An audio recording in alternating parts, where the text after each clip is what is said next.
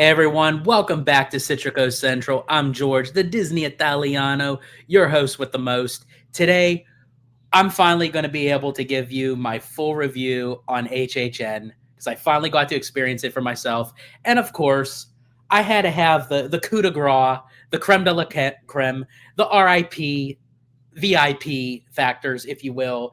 I got Mr. Conductor and Tommy Toon with me today to discuss it all because they both got to do basically a whole complete rendition of HHN. They did the RIP tour. They did the early. You guys did the early entry, I believe. Express, general admission. You guys got to do it all. So I thought, you know what? Now I could finally, get on the same level with them, and we could have like a full-on conversation. But before we do so, I'm going to start off with Mr. Tommy Toon here. Will you let everybody know where they can find you on social media? Yeah, what's up, George, man? Thanks for having me on Citrico Central. I'm pumped to talk about HHN. So, you can find me on YouTube with these food reviews, theme park stuff, a little bit of Vegas sprinkled in there at Tommy Toon World. Then on Instagram, you got the more day-to-day stuff. You can find me at TommyToon_. And man, I caved and I got a TikTok. You can find some crazy stuff on there that's not on the other ones at TommyToon_world. Awesome. And down below, the guy who loves to give a good spanking to the caboose, Mr. Theme Park Conductor. Oh, man. Oh, George, I gotta love you. No, but it's a wonderful time being on Citrico Central, hanging out with the one and only George, the real Disney Italiano, and my good friend and co-host Tommy Toon World as we explore and try to survive the Halloween season.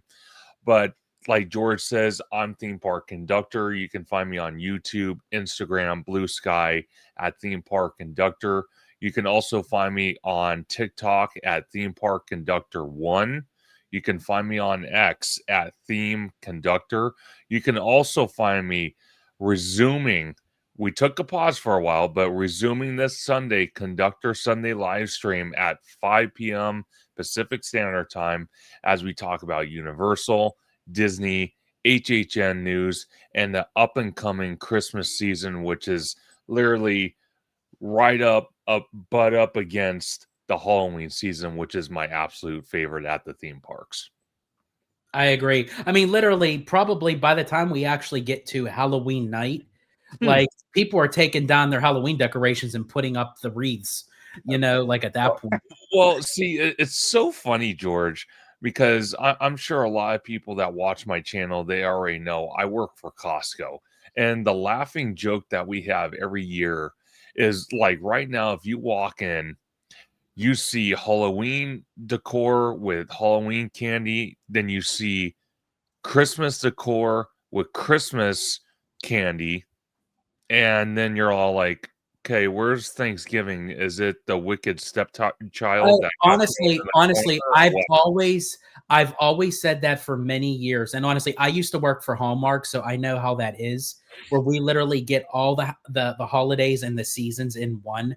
But yeah, I definitely agree with you. Thanksgiving is like the middle child that literally just gets overseen by the eldest of Halloween and the youngest of Christmas. Like it's Thanksgiving gets so overlooked. It's a shame, really. Definitely. But I want to thank you again for both of you being on today. And also, after you watch this review, if you would like to see actually in action, go on to Citrico Central. I do have a vlog out of me and Abby's HHN adventure. You will get a kick out of it, especially because basically you see us do the tours of the houses, but you hear a lot of Abby doing a lot of the screaming audio. So poor thing. She just she enjoyed it, but I mean, I know for a fact that she didn't. So, but definitely check that video out on Citrico Central. But in any case, to kind of get the conversation started, I don't know how it was with you guys because I know that you both did opening weekend, so it's going to be kind of crazy no matter what, especially like right out the gate. But When I went, the first thing that I've noticed was it was, I don't want to say jam-packed, but I mean, there was a lot of people there.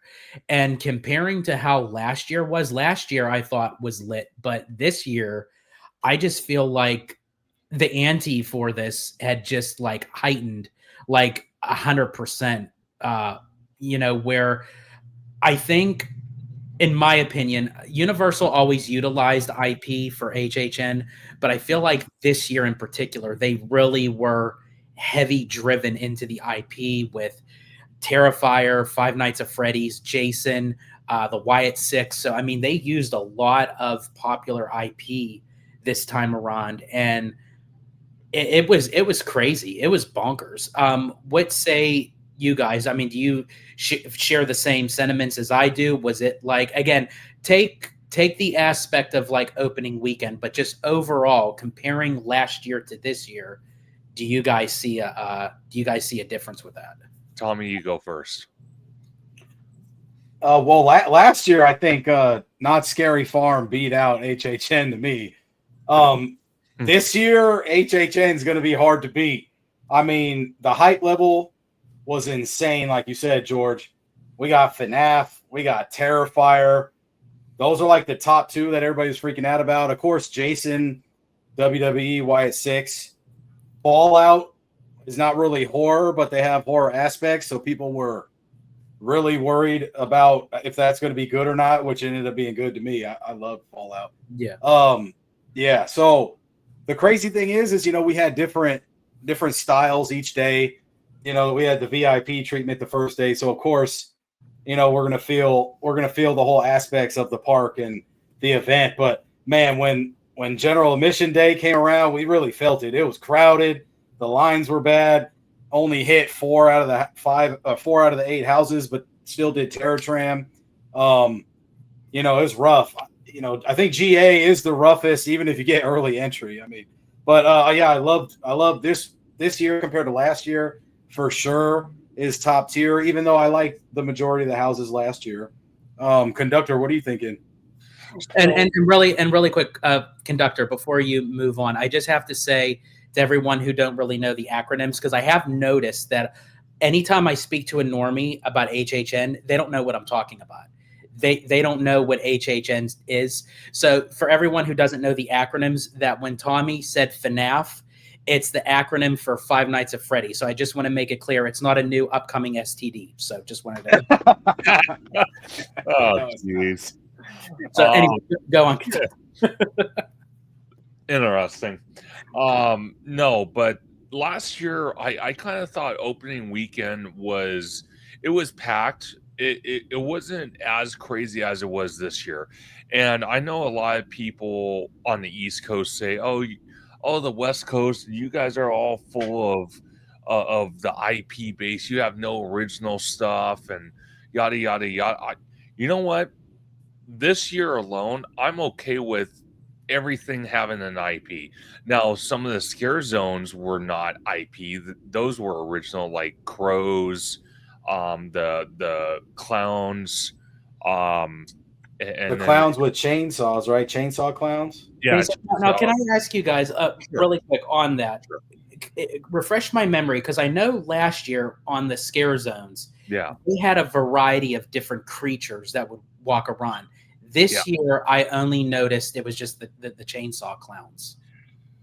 So no, there's a lot. So when you came out of Monstros, you had Noche de Brujas, which is like the witches at night. And then also when you're going to Terror Tram, you had the Hell Bullies. So that was a new actual scare zone that they implemented this year. That's original. So I kind of feel they had their variety, but opening weekend for me, going through the houses, because like you said, George, we me and Tommy have built up a game plan for the last couple years, and we usually do the RIP tour the first night, general admission second night, third night we do Express Unlimited, and both Friday. Just so you guys know, I will be adopting that method with you guys next year. So definitely, let's do it, man. Let's rock. Exactly. Really? So Friday Yeah. and Saturday, we usually do the early entry aspect for both days. Obviously, Thursday, which is the grand opening night, we don't have to do early entry because, we check into the VIP tour area. We go upstairs. They have waters. It's shaded.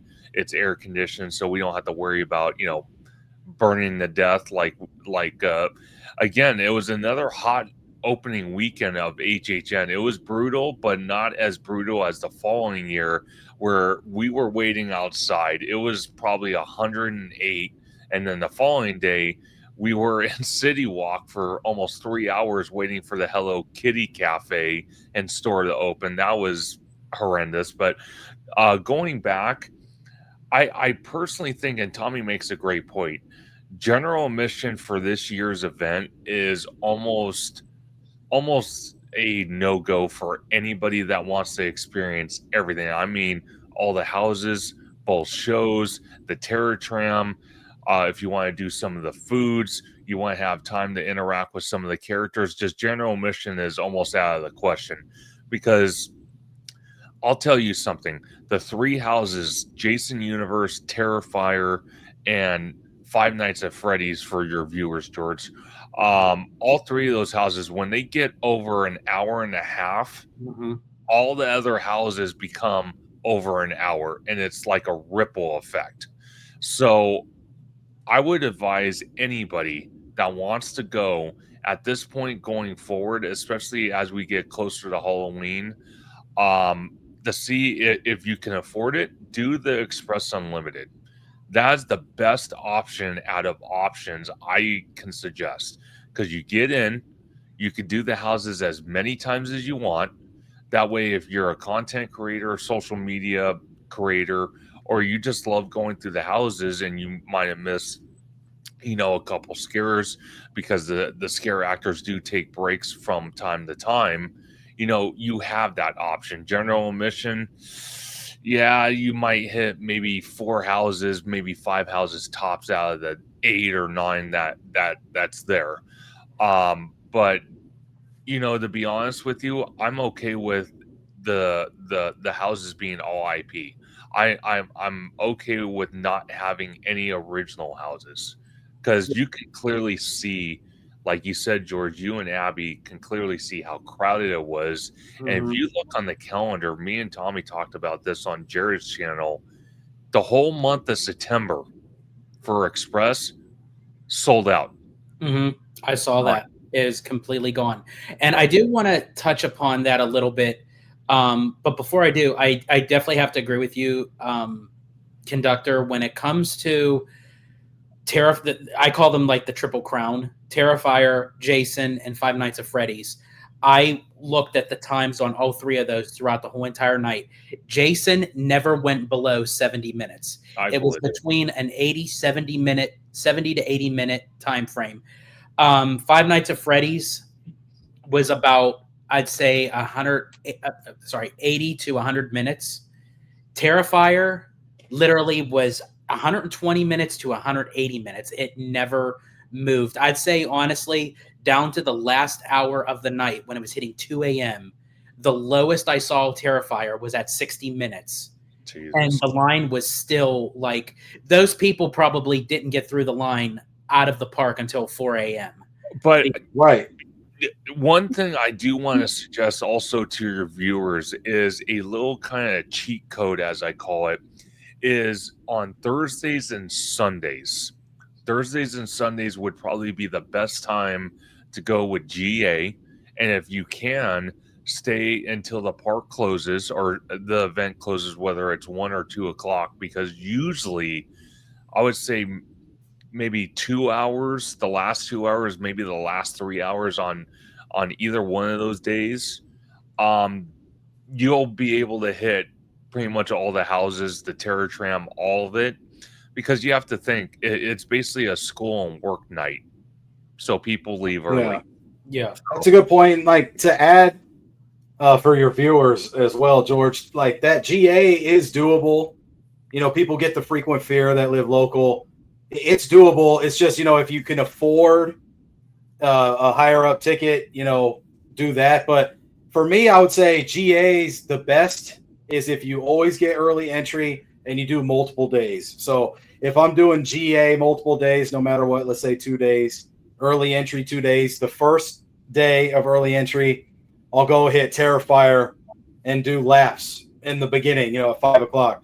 Then the next day I would do Five Nights at Freddy's and just do laps, because my Express Unlimited, for the Saturday, I just kept going and I did it 3 times. And the GA line wasn't extremely bad because it's still like 5:30.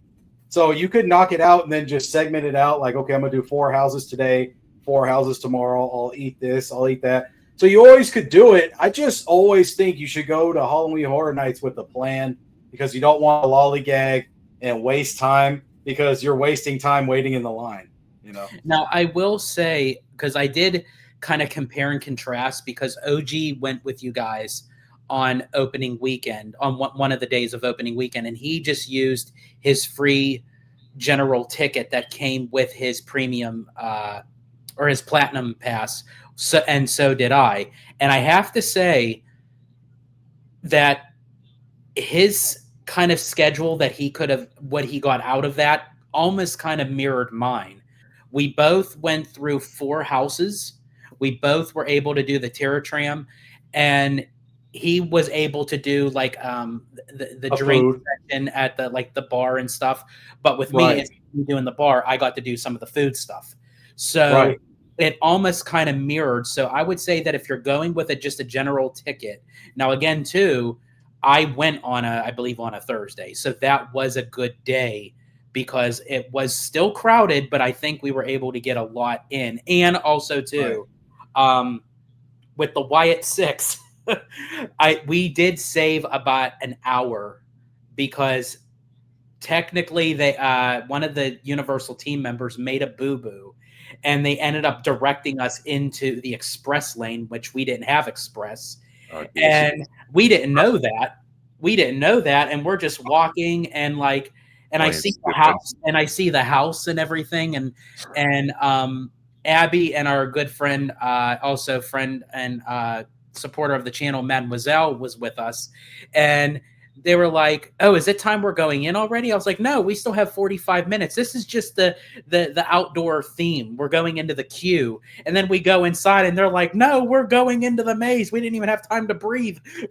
Dude, it pays to keep your mouth shut too. Like, you may have not have known going in, but eventually you figured it out. It sometimes, you just got to go with the flow and just don't. But I do have to say, honestly, the WWE Wyatt 6 so far is one of my top-notch houses that I've done.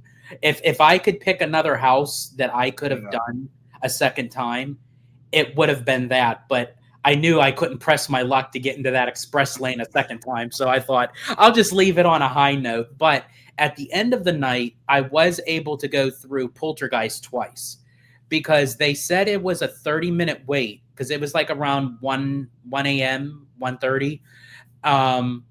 And it said 30 minutes, and we only waited about 5 minutes the first time. That's not the bad. Second time I went in, it was literally a walk-on. It still stated that it was a 30-minute wait, but it literally was a walk-on. I didn't even stop. I literally just entered into the line and walked right into the house. And the reason why that I went into Poltergeist twice, and this is a little bit of an annoyance, and I think I talked to Tommy about this on the phone, and this is not necessarily a universal problem, but this is more of a vlogger kind of situation on myself, that the elements that make up the house of Poltergeist is that all the things don't go off when you want them to. So when you have people behind you that are starting to want to walk through, I'm literally stopped, and I'm like waiting for the effect to happen to catch it on camera. And as soon as I walk into the next room, boom, there goes the effect.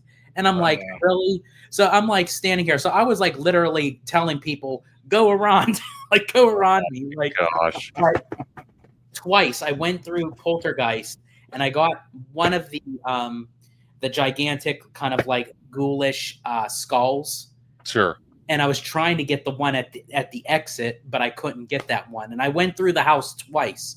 I swear they knew it was me, and they spited me because they knew I had a camera up But Yeah, see, I that's actually, funny, man. I enjoyed Poltergeist. I actually thought that was really cool. Fallout actually had a lot more jump scares than I thought it would have. That's Yeah. good to hear. Yeah, so actually all the Hosses I really enjoyed. Five Nights at Freddy's was okay. I think that was more just because it's something new, it's something different. Universal kind of wanted to experiment. Um, I mean, we waited 45 minutes. I think that was the lowest that we probably could ever get FNAF. But Sure. if it was over an hour, like going into like 120 minutes, I would have been very disappointed that if I waited like 2 hours in the Right. house. And sure. Tommy, we talked about this that I think if they would have done FNAF in the way that they have done Dungeons and Dragons and Star Trek for Yeah. FanFest, I think that would have been if it was done more in a production rather than Right. through Scarehouse. See, and I think a lot of people were wondering when this house got announced. There wasn't official video or nothing yet. Blumhouse kind of just said, "Hey, you get a Five Nights house." People were really speculating, trying to see what it's going to be, and a lot of people were like, "Oh, we want it to go the regular haunted house way because in the video game you get the jump scares." But then there was a handful of people like, "Oh, well, it's the Blumhouse movie." So maybe we could do the Dungeons and Dragons Star Trek thing like FanFest. I did notice that, and I was thinking more today because we're coming upon this live that we're doing, or this video. Man, I feel like they poured the most money into the set piece for Five Nights, man. Because the more and more you go to HHN, the more and more you see items and props that are reused. Like Fallout, the first walkway feels like Dead Exposure last year. Jason has all the forest areas that Conductor said that's like from ET being reused and stuff. You just see certain things. Terrifier had the saw in the body in half, which is in the Weekend one. It's in Texas. It's in all these ones. FNAF was pretty original. I mean, they had it in the soundstage. And you're like literally walking through Freddy Fazbear's. And of course, there's some repetition there from old houses, but man, I could not tell. Like, I just loved walking through there because it felt like you're in the house. But like you said, George, there's not really much scares. I mean, it's just the little kids kind of jumping out and scaring you. And,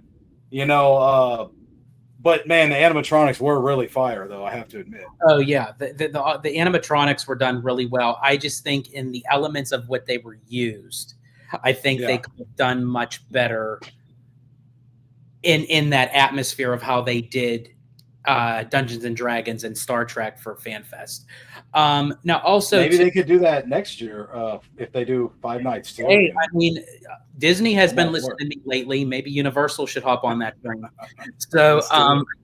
So, now, Conductor, I don't think you've done Oogie Boogie this year, but Tommy, you did. Now, I wanted to ask you because I've noticed this. I don't know if you have noticed it, but Oogie Boogie is completely sold out. The whole entire Halloween season, it's done. There, you can't get no more. When I went to Oogie Boogie, it looked like you could still get more people into DCA. When I went to HHN, it was completely almost at times, depending on where you're walking, almost shoulder to shoulder. Like you're swerving through people, but yet there were still tickets available for that night. Do you feel that Disney and Universal has different caps on the amount of people that go into the park, or do you also think that it could be the layout of how the parks are? Because it seems like the way that Universal Hollywood is designed, because since you have multiple layers of lots, that they're a little bit more constricted, where DCA has more breathing room. So what's your take on that? And even though, Conductor, I don't think you did Oogie Boogie, but just your overall thought as well, what say you on that as well? Right. So my whole thing with Oogie Boogie, and again, you're absolutely right. I haven't done it this year. I don't know if I'm going to do it this year. But one of the things that kind of bugs me about that is the prices keep going up for the event. It's an after dark event, so it's not something the average Magic key holder can go to. It's a separate ticketed event, but it goes up in price, and there's not much that changes from year to year. Maybe little things here and there.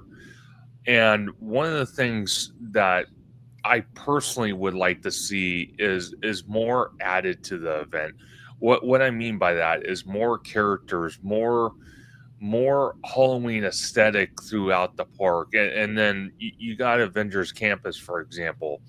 They had when I went the one year, they had zombie Captain America. They had some of the more evil villains. They had Loki walking around. They had the darker MCU characters in Avengers Campus, and I would expect the same thing when it comes for Avatar to open, because that's one great thing we're going to have over Animal Kingdom, is that we're going to be able to explore and be entertained by the world of Avatar at night with the land coming to life with the lights and all that. And one of the things I would like to see is more like the Avatar characters roaming around at night.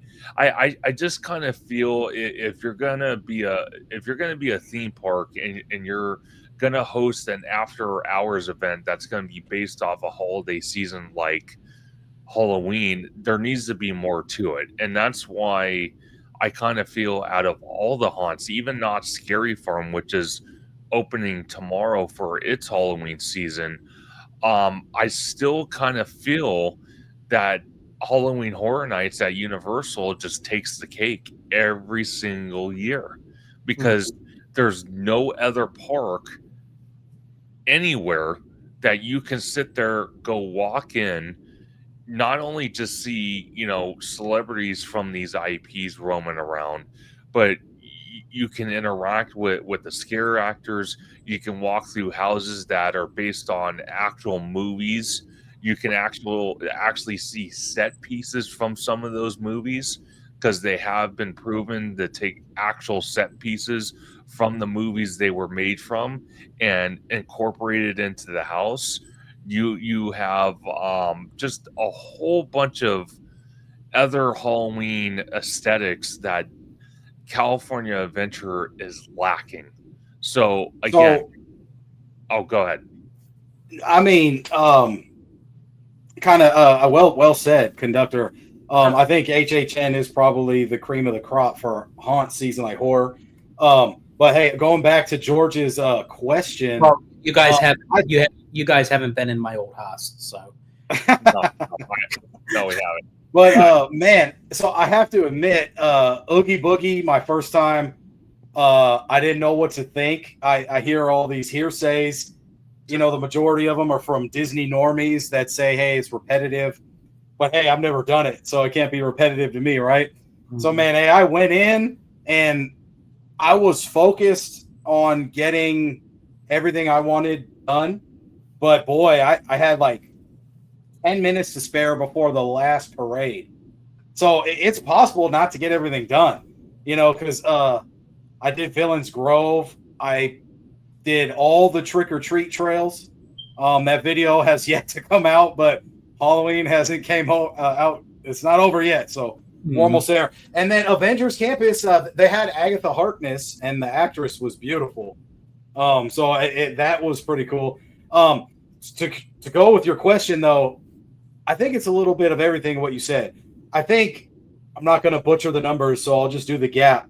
But I shout out JP Land. He said HHN kind of caps out at 27 to 37,000 people, no matter what. So they're letting in everybody, and they only have three things that are people eaters. They have the Purge show, the DreamWorks Theater, and the Terror Tram. And that Terror Tram, really, they packed that thing in. Every time I went on the Terror Tram, besides the RIP, we were just jam-packed and bundled into like a ball. And I really didn't like it. I'm not claustrophobic. And I was like, damn, I wonder if everybody's all good. Because we're like shoulder to shoulder, like a concert. You know what I mean? Usually, like when that happens, I usually have the person buy me dinner and offer me a cigarette. There you go. Perfect. Right, but they're broke, so they can't afford it. They spend it all on HHN, right? Exactly. No, but man, Oogie Boogie's spread out. I mean, they sure. don't have stuff going on everywhere. They actually have a parade too, so Universal lacks in that type. Well, I'm very curious too, because you said that this was your first time, and it's very telling because you said to you, you don't know what the repetitive is because it was your first time, and it actually was Abby's first time too. So I'm very curious to see what your opinion on it is, and Abby's next year. That if you do decide to go to Oogie Boogie, it's like after you see it, it's like, okay, this is cool, but this is the same exact thing than last year, because literally the only change that they did this year that was from last year is they took out Sid and replaced it with Syndrome, which I honestly think Sid was much better. And everybody in the park was saying that, like, we should have both. Yeah, why? Like, rotate. I heard people say we need Scar too in the Villains Grove, like towards the end with the hyena projection. Yeah, they like just rotate the characters. Like maybe like half the night do Sid, the other half do Syndrome, or on different nights. You know, you can do that, or just have them both out at the same time. And Maleficent, they added. That's top tier right there. Yeah, they added her back in, which they already had her in, so technically she's already an existing villain. Which the longest wait by far. I don't even know why they even took her out in the first place. I mean, she's the mistress of all evil. Like, why? Yeah, her wait's as long as Villains Grove, and they're right next to each other. So yeah, I see where you're coming from. But I think both events, and even Not Scary Farm, and I'm going to throw in Six Flags Fright Fest. If you do not have a plan, you're going to get lost in the sauce. Like, you may complete the first two things, but man, once you have a group, and if you're more than 3 or 4 people, people have to go to the bathroom. People get hungry. People get thirsty. People like breaks. People just don't mesh in a bigger group. It's harder to do. So I see what you mean with Oogie Boogie. I think it's going to be different for me next year. But if I'm in a group, I could still have fun. Yeah. Absolutely. So and then if they transition to Disneyland and do Not So Scary Halloween, like Mickey's event instead of Oogie Boogie, man, I'm going to be happy that I pulled the trigger this year. But yeah, Oogie Boogie sold out. Well, and that's going to be very telling because Conductor had mentioned with Pandora, but by the time this Halloween season is over, they're going to start construction on Coco. In the beginning of next year, they're going to start on Pandora. Both of those projects are going to be hitting somewhere of the parade route. So how does that affect Oogie Boogie? Because we were talking about they're upping the price, but they're keeping stuff the same. Well, in this case, they're going to be removing something, possibly. They're going to be removing the parade, and you're going to keep the price the same. I don't think fans are going to like that. So I think temporarily, if that is the case, they may move the Halloween party over to Disneyland, which honestly hasn't been there for how many years. I think the demand for it would be high. And then eventually when they do move it back over for Oogie Boogie, several years have passed. So the demand would be like, oh man, we're getting Oogie Boogie back, with Coco, so that would be, and plus Ernesto de la Cruz will have a permanent spot. He could go right next to the attraction. Yeah, exactly. And you know what's interesting about that? Because if they decide to go that route, and I think it would be a brilliant idea to move it over to Disneyland for maybe a year or two. Think about it. They could close DCA off early. So let's say Oogie Boogie would start at let's just say 7. Okay. Mm-hmm. They could close DCA at 5:30, and that would give an opportunity for more construction to happen at DCA without guest interference, which in return actually benefits all of us and the resort, because then those attractions and that land, well, not land, experience, according to Disney, gets built faster. So I think that would be a perfect opportunity. And on the meantime, since they will be closing DCA early, if they do that, in my plan, they would lower the price of DCA because it would not be considered a full day experience park. It would be maybe like a 3/4, maybe, half.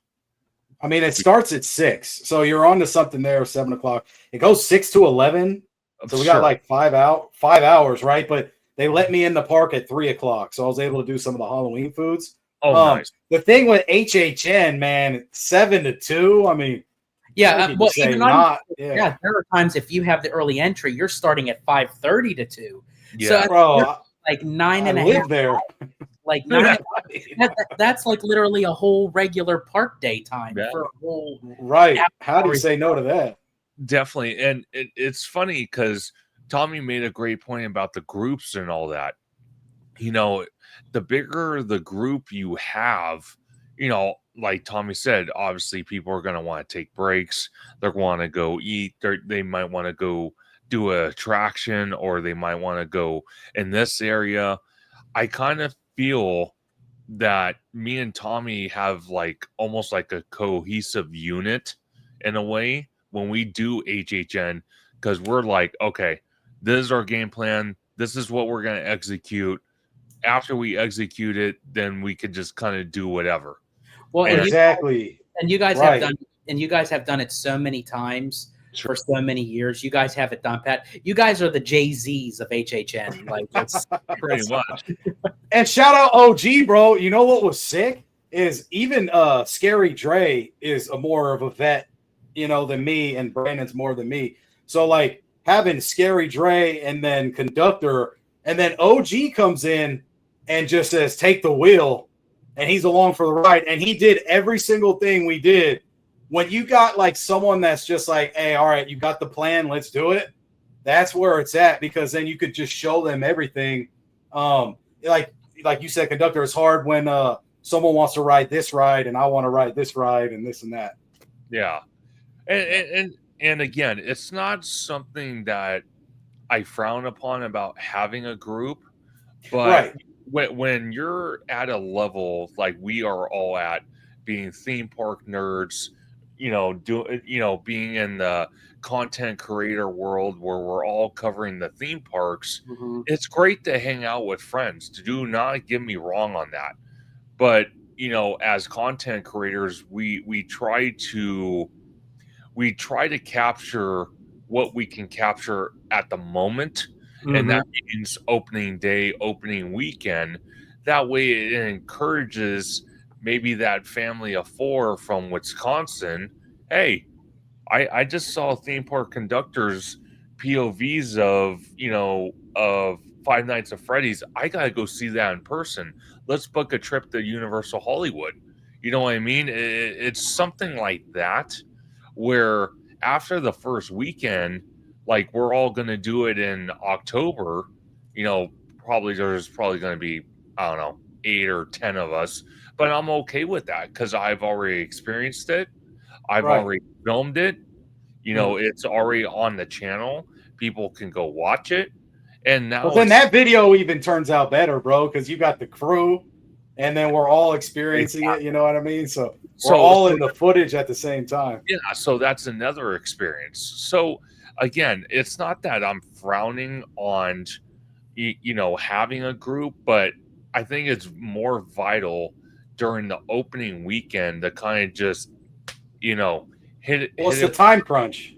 Exactly. It's like what me and Dre are going to do tomorrow at Not Scary Farm. We're, going to be hitting house by house by house by house. And I'm going to be filming all of this repeatedly. I'm probably going to freaking go through my That's funny. I hit house by house by house when I was a bachelor. Well, but I figure you did. That's why you're the crazy Italiano. But in any case, too, now I want to touch upon some of the stuff that I wasn't so happy with. Sure. And again, it's not me being a negative Nancy or a negative Nelly, but it's just like I like the cover. the good, the bad, and the ugly. Now, I have to actually say there was no ugliness with HHN. I have to say that, but there were some things that I feel like that Universal does need to take a better look at, so to speak. And one is the guest flow and operations of the lines. When you have multiple lines for one house and you have early entry over here and you have RIP over here and you have general admission over here and you have no signage that is big enough for anyone to see, it's literally you have a clump full of people that are like walking in a circle, not knowing where to go. And a lot of the times when you're trying to get into the line, they don't have no blockage. So you have people coming from the back, from the right to the side to the front. It's just like you got people you don't know where the lines begin and where they end. So I feel like they need a better thing with that. Also, too, we went into the Studio Cafe for the Five Nights at Freddy's pizza, and the cupcake. And I'll get to that in just a second. But I have to say that was the same thing. When we went into the building, it was worse than a track meet. Like they have how many different lines? Where do you go to pick up the pizza? Where do you go to pick up the cupcake? Where do you go to actually pay for it? They had to have a team member literally standing by the door to say, okay, go left so you can make a right into the line to grab the pizza and grab whatever else you want. So I feel like that Universal needs to have a better grip on managing guest flow into these lines, because there are times it can get very confusing. Well, and that's the second week. That's not even Yeah. the first week anymore. Yeah. Exactly. And something like that, you know, I 100% agree with George. It was chaos even when we were there opening weekend. The Studio Cafe had a line out the door that was going in front of where you enter for Panda Express, going towards the line queue for Jason Barbecue. It was even reaching at one point to the Nintendo store that's right there. It was just pure chaos. One of the things I don't think they were ready for is how many people were so interested about buying the cupcake, buying the pizza. But when you eventually get the pizza, Tommy did a food review on that, and the cupcake was, I noticed the pizza is just the generic pizza. I thought kind of, okay, you got the box, which is totally nostalgic. So that's number one. But the pizza itself, I kind of thought wouldn't have been shaped like Freddy Fazbear's head or something like that. The kind of make that FNAF or Five Nights at Freddy theme feel even more real. But I agree with you, George. It was chaos. But one thing I did hear, they started selling the cupcake at multiple locations. Now, I don't know about the pizza. That I don't know. But the cupcake, I was told, was sold at multiple locations. But again, if that's the case, and if Universal team members aren't aware of this scenario, just like you're talking about with the lines, if team members aren't guiding people, it's like saying, "Oh, you wanna go eat at this restaurant? Oh yeah, you have to go walk through that dark forest, and if you make it out through the other end, then you can go eat at the restaurant. If not, you're lost forever." That's kind of what I'm basically referencing your comment. It was chaotic, and like I said, you went the second weekend. We kind of expected something like that the first weekend, but the fact that the second weekend it's still happening clearly shows how strong this year's IP based an event is at Hollywood, because it's just pure chaos every single day. And I think honestly, each year it's just the demand for it is just gonna heighten more and more. Where After this Universal Oh, yeah. Universal is gonna have to do something differently operation wise. Well, see, okay, so we talked about this real quick before Tommy continues. Mr. Scary Dre, like Tommy mentioned, he's an absolute veteran. He's been going since almost the event started in the early 2000s. And one of the things I got to experience with him before 2020 happened was they opened the metro sets where the New York area is and all that. Part of that area was open for HHN. So they had 2 or 3 houses back there. They had food vendors back there. They had temporary merch stores back there. So it kind of pushed people towards the back lot and kind of freed up the lower lot and the upper lot a little bit. And that's what Mr. Scary Dre's been advocating for now the last several years. It's because if they open that up, I think logistically it would make things better. It would still be chaos, but it would spread things out. But the problem is, because COVID really screwed so many things up, the studio's excuse is, oh, we're still to this very day trying to catch up on filming, on movies, on TV shows, on promos, on this, on that. So again, how much of an excuse it is, they've had 4 years to catch up. I think they have caught up. The real question becomes, because there was a post on X, because John Murdy loves going on X and posting comments, getting feedback from the fans. He loves doing that, and I love him for doing that. But there was this one troll that we all get on our YouTube channels one way or another. He was saying some vile stuff on X towards John Murdy, saying basically, you suck. The event was horrible. This was this. You need to retire and you need to go away, and someone else. He was just going on and on and on. And one of the things I want to make extremely clear is John Murdy puts in the request for certain areas, certain sound stages to be used for houses. He always requests, as far as I know, the metro sets. But again, it's up to the studio and it's up to the theme park president to make that call. It's not up to John Murdy to make that call. And when you see people trolling on X or socials in general and attacking the guy when he has no control of it, that's not fair. It's not fair and it's not right. So I just wanted to make that extremely clear. But if we had the metro sets open, I kind of feel the chaos would simmer down because it would be more space to kind of spread things out. Yeah, I mean, bring back the metro lot, but I mean, then they would add more capacity, right? So you never know; they might just add more people. But yeah, that Five Nights at Freddy's thing is funny. They actually they're selling it all day. So if you could catch the cupcakes and the pizza during the daytime, I mean, even if you get the after 2 p.m. ticket, I mean, you can start your HHN off before anything opens by trying those foods. So they put the cupcake in multiple locations now, one on the upper lot as well. I'm not sure where yet.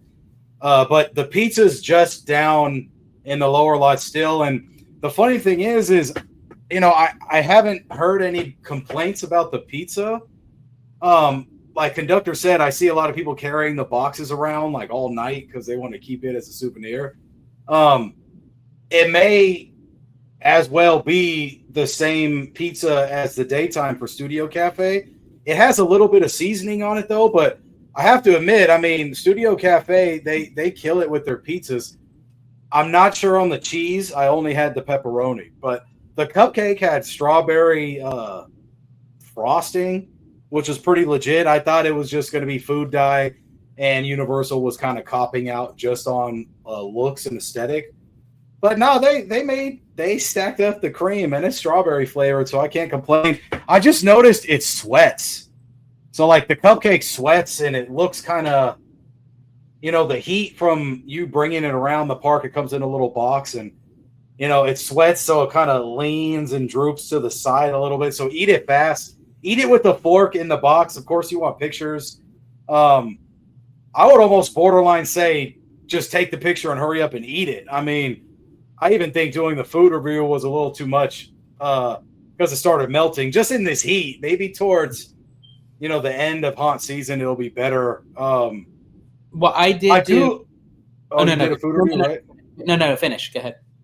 No, I was just saying, like, I do like how Universal corrects their mistakes or fixes their issue week by week, because a lot of the times they don't know what's going to happen. They could figure out what happened last year and anticipate, but now you have a new problem with the Orlando property, like the people touching Terrifier, Art the Clown, and now they're kind of removing and scaling back how many they deploy out into HHN, which is terrible because out here, it could happen out here. People could end up touching them. And, I kind of did something on TikTok where I pretend to grab his nose and it kind of went viral. But I had people in the comments say, like, oh, my God, you touched him. I can't believe you did that. And, you can clearly see I didn't touch him. But, you just don't know. People get upset. You can't predict what you're going to do. It's just hard. And I've noticed, because actually I did get some footage of Art a couple times on the lower lot and the upper lot. And there were a few people that were trying to get a selfie with him. And they actually had a team member standing alongside with him and said, sorry, Art does not do selfies and everything. Because I think now from you saying that statement, now it makes sense. I didn't understand it at first. Like, why couldn't you get a selfie with Art the Clown? But because a lot of people have been touchy-feely with him or the performers, when you get a selfie, you automatically, you're going to put your arm around them. You're going to get, up close and personal. So, and I think if they do that, you let one person do a selfie, then you're going to have to let everybody do the selfie. It's going to start creating a whole line. It's like, right. They'd rather just say, you know what, nobody can do it, Right, because it's not a photo op, bro. He's a roaming actor, and there's multiple of them deployed. Hami Kumo was just hanging out in the Illumination store the first week. That's the big resurrected teddy bear that's from Japan. The second week, they actually added times to the app, and there was 3 times where you could go meet him and take a picture. So they may have to do that with Terrifier if we all blow it and, we ruin our fun by touching him all the time. and see, that's the biggest problem that I see. Again, Tommy made a great point. Orlando has that problem. They're scaling it back.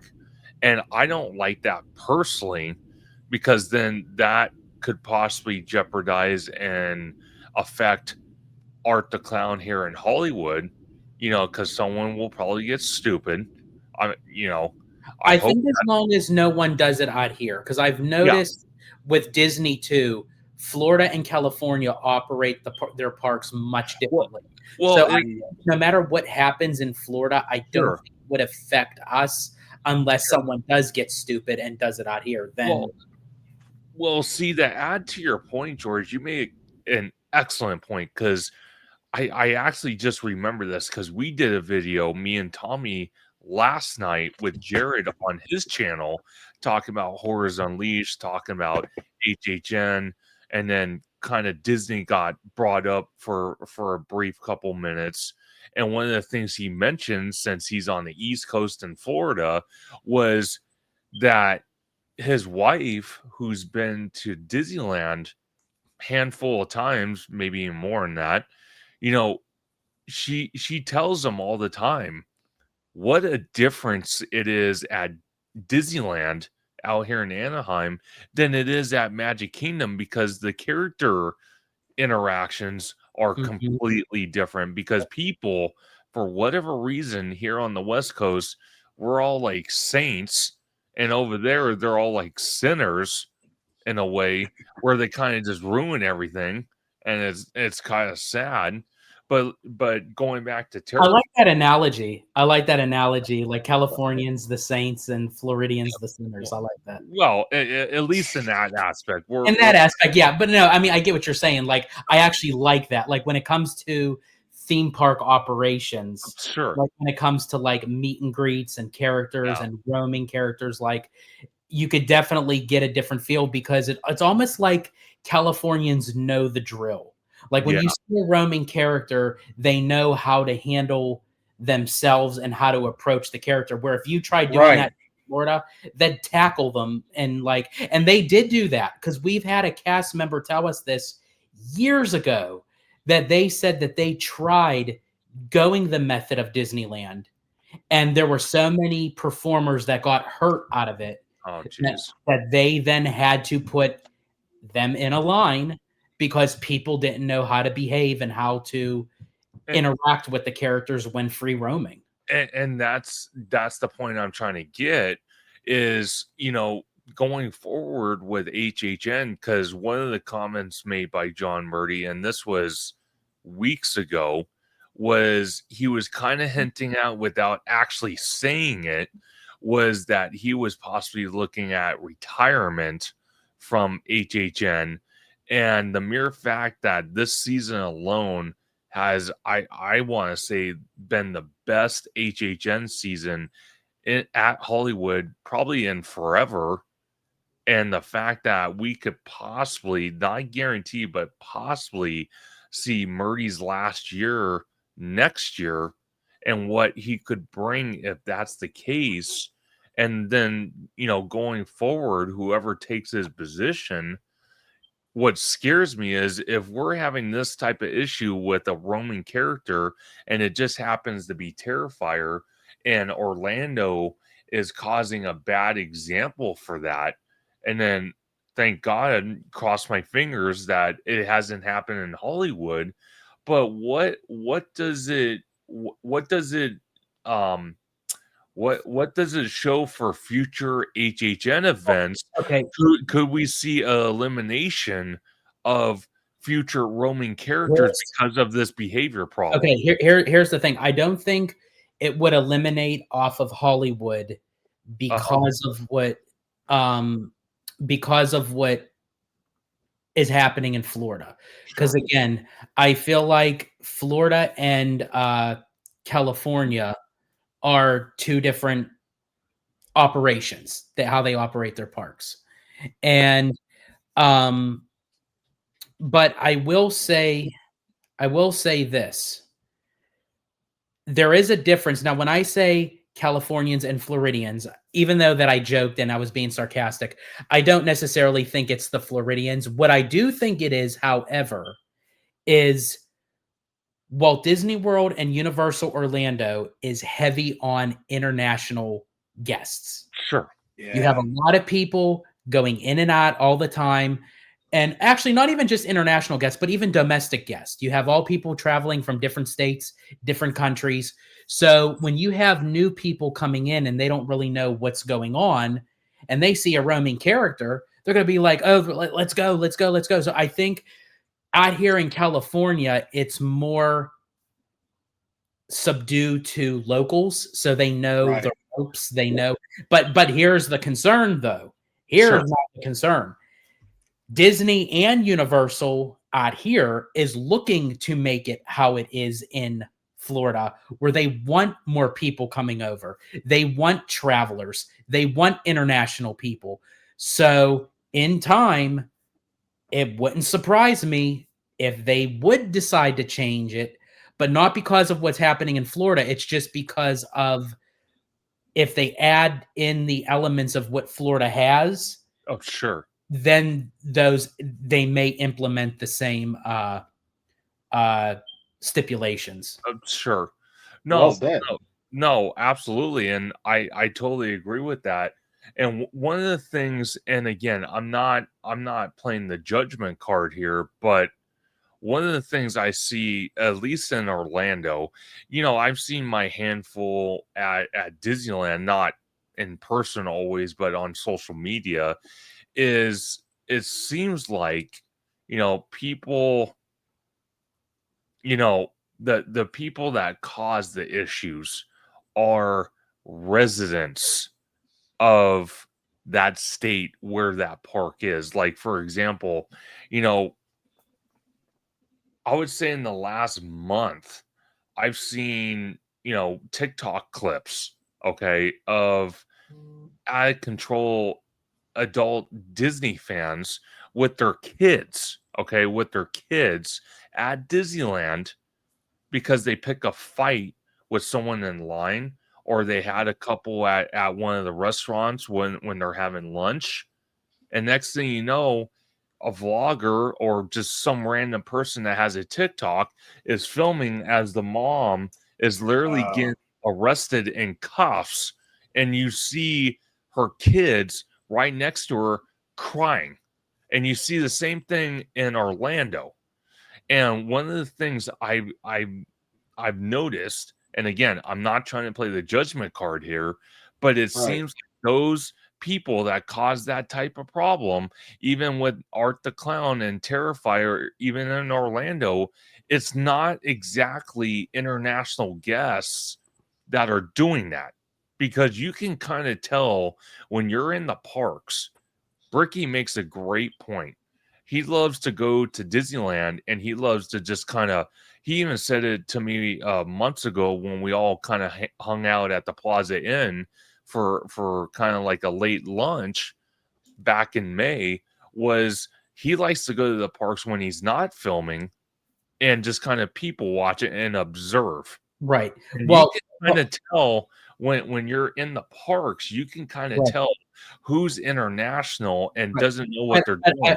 I want to make it very clear that when it comes to belligerent decision making on guests, 9 out of 10 times, yeah, they are the locals that are like going there regularly, and that goes both in Florida and California, because there have been some things lately that has happened at Disneyland and Universal Hollywood where there were some disgruntled guests, and more so that they probably were locals. My thing was with the international guests, not belligerent. I feel like that when it comes to when you have a lot more people coming into the park, out of state visitors, out of country visitors, just because they get overly excited when they see the characters, they don't know how to react. So they're like, oh, let's everyone just gang bust on the characters at once. Where I feel like in California with locals, they know the ropes, they know the drill. But when people are traveling and you have a lot of greenhorns and newbies that don't do the parks, they're not going to know how to handle a free roaming character. So that's where it feels like with Disney World, they had to create a barrier to keep more order, because you get a lot more people going to Disney and Universal in Florida than California. But that's where my fear is, that when they start expanding Disney and Universal out here, and we're starting to see a lot more visitors coming from different states and different countries. Tommy and I, when we were in Disneyland, we bumped into a family from France. They were speaking French. And I'm like, damn, I don't even remember I can't remember the last time I saw a family from France in Disneyland, but they're coming. So it makes me wonder, is California going to have to start implementing the same things in Florida, because now they're going to want a lot more out of state and international guests? Well, see, this is the thing, you know, and again, it's something logistically they can do without having to go the Florida route, like you mentioned with HHN, and when you and Abby went with the houses, and the lack of information that the team members were giving, because it was just so chaotic, not knowing where to go in all this. If the West Coast implemented something where if you're going to have free roaming characters, because you see it all the time, free roaming characters, you usually have a cast member or two with that character. If they're clarifying to guests that they can kind of see from a distance, that are kind of running towards or walking in a fast-paced motion towards their direction, you know, if they come at, you know, if they're explaining to the guests, hey, you know, slow down, you know, Goofy's here for everybody, you know, kind of make it fun instead of keeping their mouth shut. You know, I kind of feel they don't have to go the Florida route. Now, again, I think also too, a lot of team members and cast members at times have a fear now that if they do open their mouths, are you going to get a disgruntled guest? Like, Exactly. are they going to get attacked? Like, I think people are like so on edge now of like what is appropriate, of what to say, how to say it, That's true. when to say it. So, but I do agree with you on that note. I think like if there's a certain way you can, but I think depending on how high volume that you're getting a lot of people like coming at once, I think honestly what they should do is maybe make, like when they make the announcements over, well, actually, they actually kind of do make the announcement at Universal Hollywood. Like when they have the loop going on and they kind of give their opinions to say, go to Jason, go to Jason, and go to Terrifier first, because those are the high, like the high wait times and everything. But they actually said, and I've heard it because I was standing out in the plaza at like around like 5:30. It said anybody who approaches and touches any of the scare actors or scare will be removed from the property. So I think if they incorporate a lot more of that, hopefully, it would get the message across. But there are some guests that just have that I don't care factor, unfortunately, and they end up ruining. And then you get more and more of the overlay from Six Flags. I mean, that community is a little different. It's more affordable there. It's different type of clientele. Well, I am looking forward to going to Six Flags. I mean, I already got my technical. Me too.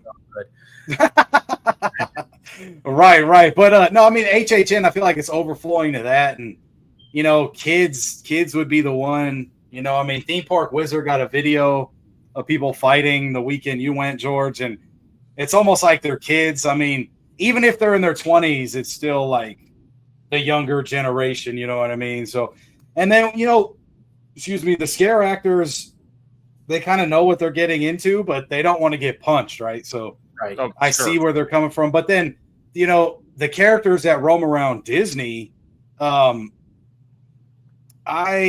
seen them always in the mornings, but then I've seen Pocahontas kind of during midday, kind of walk in the midst of everything, like New Orleans Square, Pirates area. So people are in the middle, but like you said too, conductor, they always have a cast member or team member with them. So for me, it's like nothing's going to get implemented until something catastrophic happens. I mean, if something goes viral where like a guest did something to a Disney character out here, then I think they would implement it. But obviously, you guys, your opinion stretches farther than mine, but I just think it's so mellow. It's crowded at Disneyland, but it's so mellow compared to Disney World, where there's like there's multiple different parks there. I mean, like you said, George, too, it's more family oriented with revolving around tourists, too. The tourists are coming out to California now. I feel like California was like shunned for some years, and now we're kind of gaining traction again. It's still super expensive out here, so people want to get their money's worth too, right? They want to get what they paid for. So if they want to touch a scare actor, I think they're going to do it no matter what. See that's the other problem I see too. Just the mentality of people that say, I don't care, I'm going to do it, and the hell with what the rules are. They don't realize the impact it causes for everybody. Because I think, honestly, in my opinion, I think certain people do. I just think they don't care. I just think they get their 5 minutes in the limelight. Yeah. And even if they get booted out or they get trespassed or whatever, I don't think they really care less what the impact it does for other people. Well, exactly my point is, it's just one of the things me and Tommy have talked about, because we experienced this at Horrors Unleashed in Las Vegas the first day. There was mass confusion because we're all waiting inside the line queue right inside the building, and there was probably about maybe 50, 60 of us in the line queue right before you go through security. And then once you get through security, you get into Horrors Unleashed. They came out and straight up said, no tripods, no cameras, no filming, no pictures, no this, no that. And people are all like, First of all, you didn't. No one on your social media platforms clarified this, and people are all like, most of us came on Ubers from our hotels. So what are you saying? You want us to sit there and go back on the Uber to go back to the hotel to drop our crap off and then come back on another Uber to come experience your event? And then on top of that, there was they had lockers that weren't even available because they weren't ready yet. But the point I'm trying to get at is, there was mass confusion, there was Mhm. no clarification, but the Horrors Unleashed in Vegas is run by the Orlando team. And the problem I have with the Orlando team is the houses out in Orlando, you cannot film in those houses unless you have media credentials from Universal themselves. So that's only a handful of content creators that get that opportunity. And it's usually the same content creators every single year that get that media pass. What if, like Tommy said, something catastrophic happens? God willing, it doesn't. But, let's say it does happen. Then when Murdy finally retires, whether it's next year or the year after or the year after that, and whoever might take his place might be or someone from the Orlando team, next thing you know, the first thing they implement, no filming unless you have media credentials. You know how much revenue they're going to lose because of that? Because quite frankly, I'm going to be honest with you, me and Tommy both see it. I know I see it for sure. Opening weekend, just like tomorrow at Not Scary Farm, and opening weekend at Not Scary Farm, the content creators, the media people, influencers from all walks of earth come to their park to film, to take pictures, to kind of vlog from location. And if you start shutting things down and saying, no, you can't do this without credentials, how are people like the family in Wisconsin, the family of four, gonna want to sit there and spend a good chunk of their savings to take their family to Disneyland or take their family to Oogie Boogie if they're only getting a small variety to choose from to kind of learn the information about how the park operates, what to do, what not to do, what the best tricks are, what the best non-tricks are. And don't get me wrong, the top creators like Mondo, like JP Land, Theme Park Shark, you got Provo Pass, you got Am the Woo. Those guys are excellent. Do not get me wrong. I'm not saying anything horrible about them, but what I'm saying is because of guest behavior in the parks, and it's really stemming from Orlando, the way I see it. Obviously, the West Coast has their issues, but it's more stemming from the Orlando side. And if they just decide, you know what, the Orlando side works better, we're just going to be on full lockdown.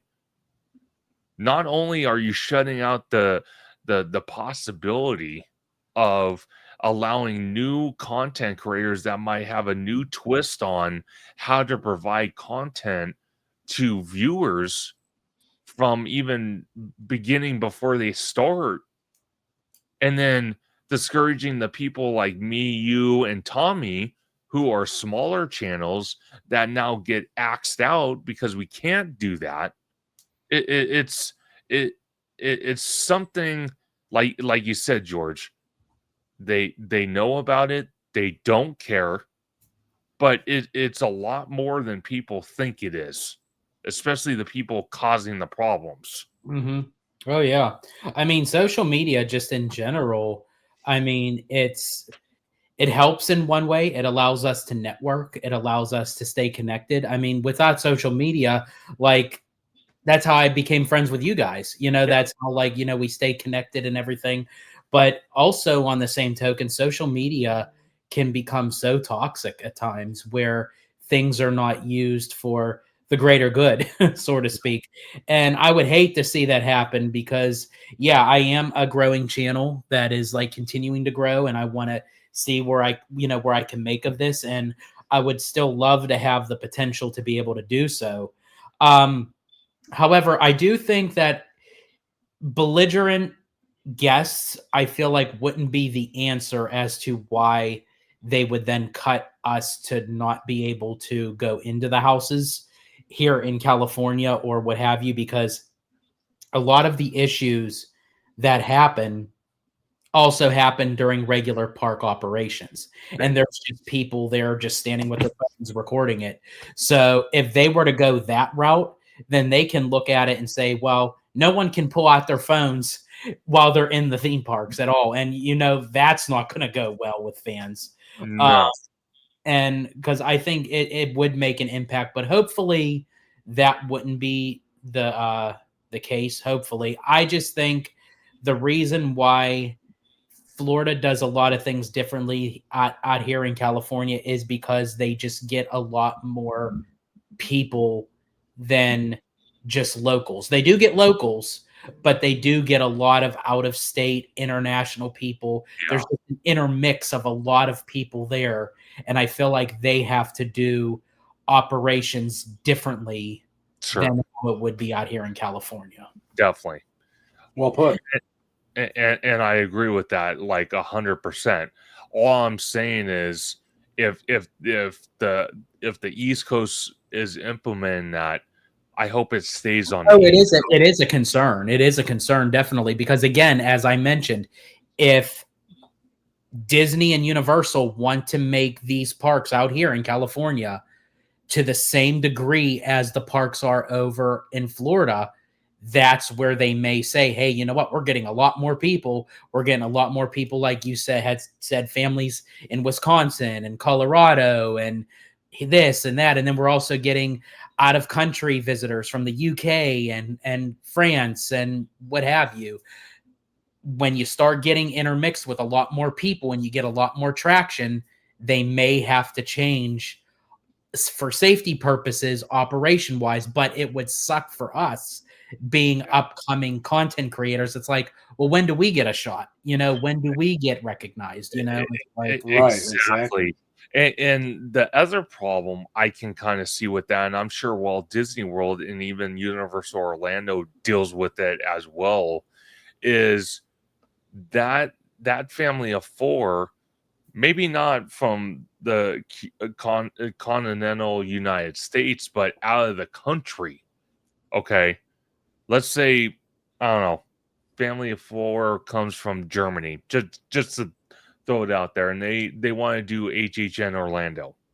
And they obviously want to get memories. They want to take photos. They want to take videos. That is true. Like, take content creation out of it. What if there's just people that want a video for their own memory's sake? Yeah, and that might start negativity as well, because they might not understand the team members telling them, hey, you cannot film in here, you can't take pictures of this, you can't, and that might spark negativity, fights, arguments, and then you have guests fighting with international. So again, it's something, at least on the West Coast, we don't have to deal with that yet, and hope to God we never have to deal with that. But on the East Coast, like George, like you said, you're getting locals, but you're getting out of state visitors, you're getting international guests. The security teams out there for both those resorts have to tap dance around on how they enforce stuff, because again, like you said earlier, saying stuff on social media, all it takes is one person to respond wrong to a comment that's not meant negativity at all, and they can spiral it into negativity, and next thing you know, you have a tornado of people commenting on that statement from that content creator that just goes viral but goes negative. And that's why I kind of feel the security teams out there in Orlando have to deal with. And that's why I said out here on the West Coast, I hope to God that never happens, quite frankly. Well, that's a good point, man, because, I mean, where are the security and the team members protecting Art the Clown when, you know, these people are going up to him in Orlando? Why did they have to retract the amount deployed? Why can't the security handle the situation? Yeah. It's a very iffy. It's a very iffy, like, gray area. It's like there's like yellow and red tape everywhere. Where it's like, if we can do it out here, you really should be able to handle something. You know, right. in Florida. You know, I don't understand why, but I mean, I can understand why they do it, but I mean, there could be ways around it that you can make it much better. Right. Everyone can enjoy it. But you did mention Horror Unleashed, and I will say I did have fun in Horror Unleashed. I really did. For what it was worth, it was great. After doing HHN this year, HHN blew Horror Unleashed out of the water. Oh, 100-fold. Like 100%, bro. Like, I mean, I love Horror Unleashed. Like, I would definitely do it again. Like, if I went back to Vegas, I definitely would go back and do it. But I mean, HHN like was the GOAT out of the two. So I want to ask you, because me and Tommy kind of had this debate with Jared last night. Mm-hmm. Were you able to go through Scarecrow at HHN, George? I didn't do Scarecrow yet. No. Okay. Oh, see. Okay, Yeah. so this is the comparison me and Tommy were talking about, because when you go through Scarecrow at HHN, and then obviously I know you went through Scarecrow at Horrors Unleashed, you can tell there is almost a massive difference, because you got one version that is more permanent, so the set design is a lot more intricate. Well, yeah, intricate. And then you got another version where it's still intricate, but not to the level as the other one, and it's only temporary. So right, because you have you have one that's in a soundstage basically at Horror Unleashed, and then one that's in a tent. But, you know, the one that's in the soundstage, the permanent one at Horror Unleashed, of course, it's more immersed and you're almost like in the set piece, and it feels like a wide open field when you're walking through that crop area and you're getting that stuff, like that whole crazy 1930s Dust Bowl thing. But, you know, the HHN Scarecrow edition, at least they added the Slash music. I definitely like that addition. And then also, I like how close quarters it is. You know, those tents, they got you like just right in the middle, and actors are jumping all out at you. But yeah, the Horror Unleashed Scarecrow one just blows it out of the water. But HHN is going to be hard to beat. You'll never be able to compare Horror Nights unless you're just comparing it to the Horror Nights across, you know, country. Exactly. It's just something that they've mastered, they perfected. It's almost like Universal's little baby they make the most money off of. I just don't know how you'll ever beat it. The one thing with Oogie Boogie and Disney is they open like a week or two before. So, you know, people always start with Disney, go to Universal Horror Nights, because Florida even opens up a week before Hollywood. And then, you know, then it goes the rest, you know, like out here for haunt season in California, you know, you got Not Scary Farm, Fright Fest from Six Flags, and the Haunted Hayride. Then, you know, you got SeaWorld on both coasts, the Howl of Scream.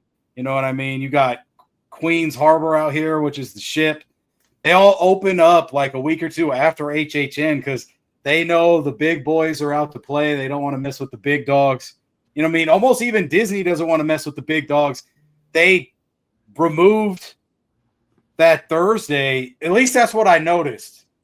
They didn't sell Oogie Boogie tickets for that Thursday when it opened on 9/4. But, you know, it could have sold out. I could just be misinterpreting. But I just think that everybody just levels the playing field and lets HHN do their thing, because You know, Yeah. you can never do anything like it or Now, compete. I will It's also hard. say too, because Tommy, you had brought up the Five Nights at Freddy's pizza, and I have Yeah. to say, I hate theme park pizza. Like Right. whether wherever it's at, theme parks cannot get pizza right. But I will say that the Five Nights at Freddy's pizza was the best pizza I've ever had inside of a theme park ever. It kind of had a cross hybrid between Chuck E. Cheese pizza and Pizza Hut, like that personal pan pizza. And it was Yeah. like, I was ready to get back in line and get another one. That's Oh, how man. Right. Uh, It's that nostalgic feeling of it, bro. You're like, this feels like something I ate in the 90s. Yeah. Well, see Yeah. that's how I kind of feel about Five Nights at Freddy, that the house itself. I didn't really take away from it that it was scary at all. I even said this on Jared's live stream I last think night. it was more creative than scary. Yeah, it was more creative, and it kind of brought me back to my younger teen, child adolescent times, where my parents are all like, "Hey, you know what? You got an employee, or you got student of the month, or you got an A on your report card. You want to go to Chuck E. Cheese tonight? Bring a couple of your friends. Let's go to Chuck E. Cheese." And it kind of reminded me walking into the Chuck E. Cheese, interacting with the Munch Make Believe band animatronics, and then you got the Chuck E. Cheese characters in costume roaming around entertaining the kid. That's what it kind of felt for me. Yeah. But it was completely nostalgic, and I loved But it. apparently, a lot of parents felt that way too. But I think they kind of misinterpreted the point that this was not something for kids. No. Because when Right. we were in line for Five Nights at Freddy's, there were Yeah. parents there with literally toddlers I saw that. in strollers. I saw that. And these kids were freaked out, like they were crying and screaming. And we're like, yeah. how can you subject your children? You're going to scar them for life. Just because it's Five Nights at Freddy's and it looks like a Chuck E. Cheese, it's not a Chuck E. Cheese. But see, again, you make such an excellent point, George. If, and I'm saying if, cross my fingers, it does not happen. But if the West Coast becomes what the East Coast is, and these parents aren't informed, because these theme parks are like, you know what? No. We're only going to do a handful of people that can film in the houses. That's it. Everyone else is annexed out. And if these parents aren't, being informed by us content creators, maybe not the bigger ones, because, they're doing so many events, but us smaller ones that kind of make up for what the bigger channels don't cover immediately, that's going to be a problem. But then again, I kind of blame the parents on that, because what adult nowadays doesn't know, hey, I'm going to a Halloween event at a theme park.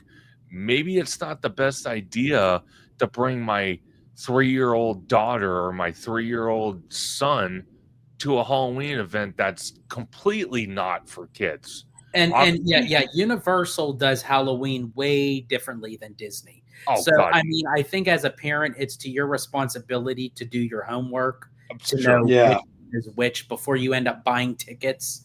Yeah. I will say this, this one was hilarious.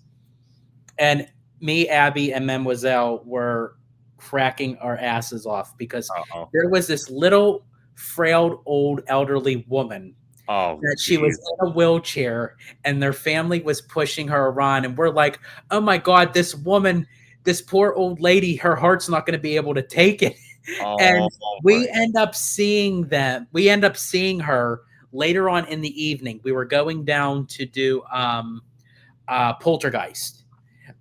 So we were going down by that area, and there's this little old lady sitting all by herself in the wheelchair. Her family's not with them, and I'm like, oh my God, they used this woman to get the handicap accessible entrance, and they literally left her by herself so they can go into bro.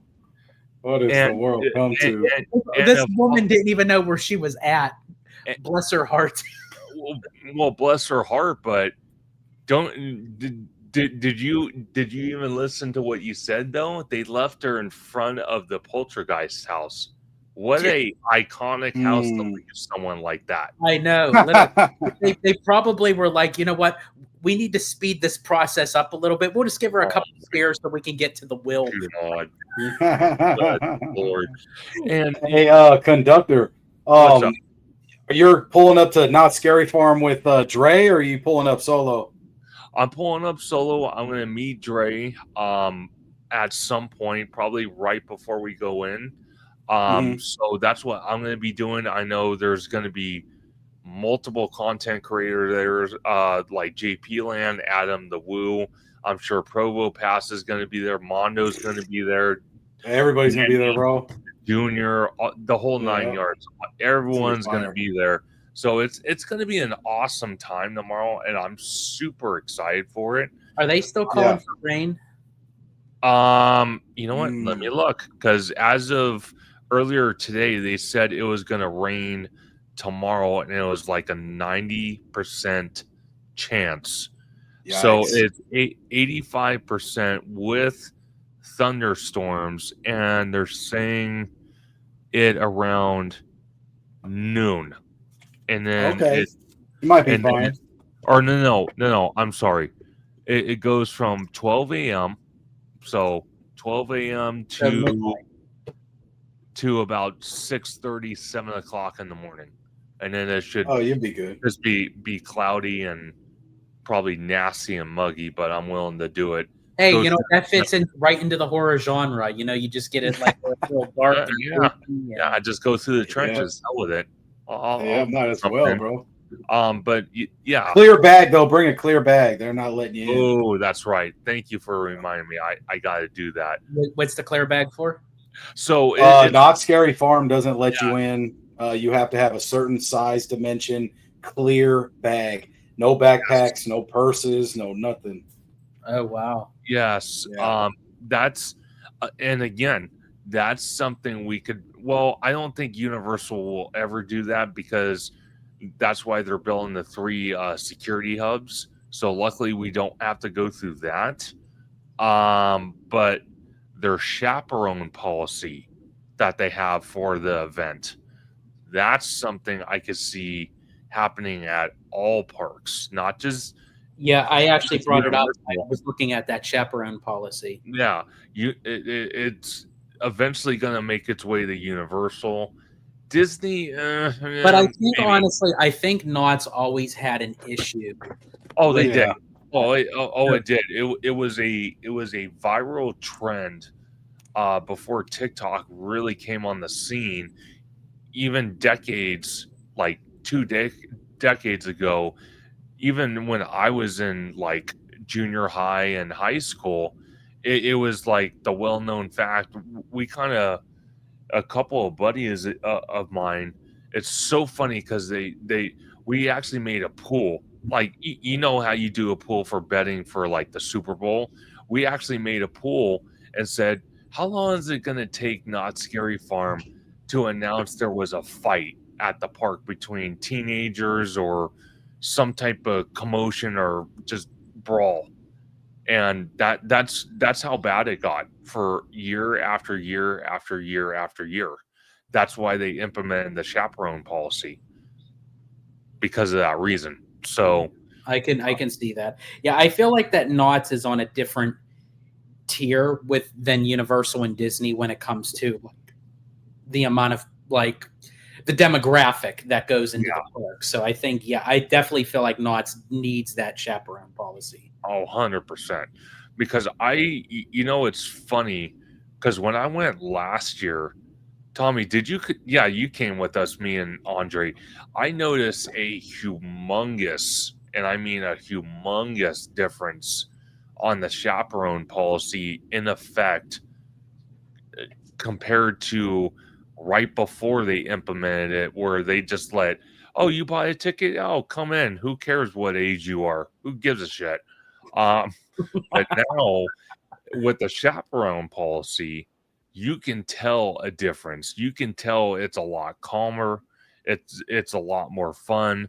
The scare actors are a lot more non-afraid, I would say, to be around guests.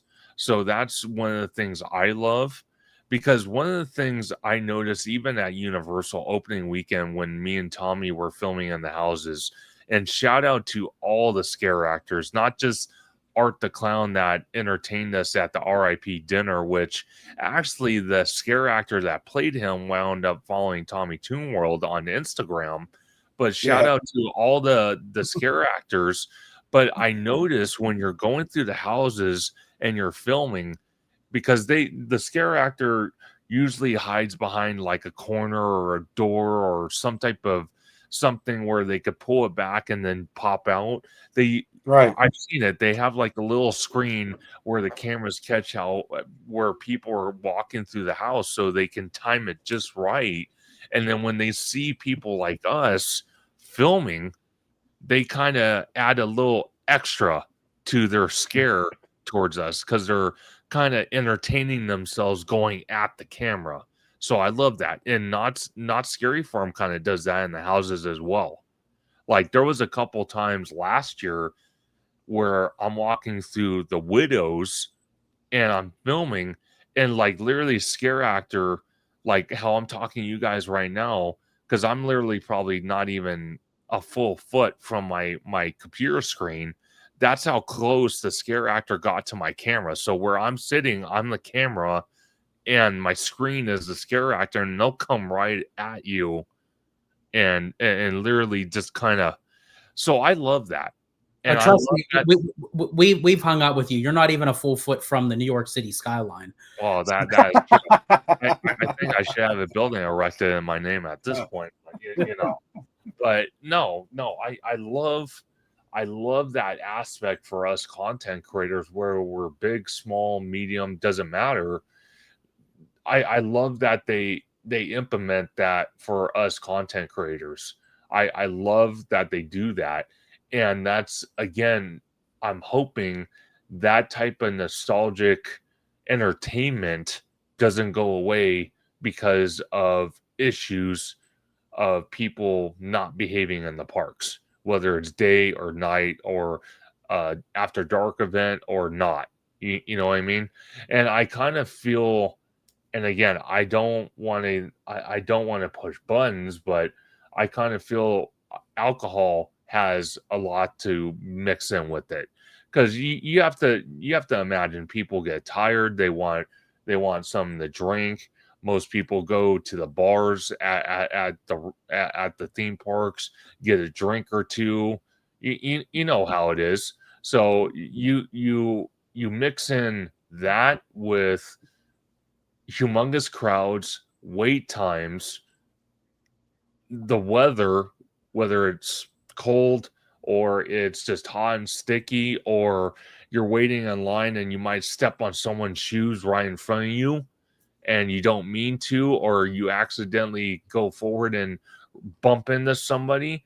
All that plays a factor. As much as we don't want to believe it does, it does.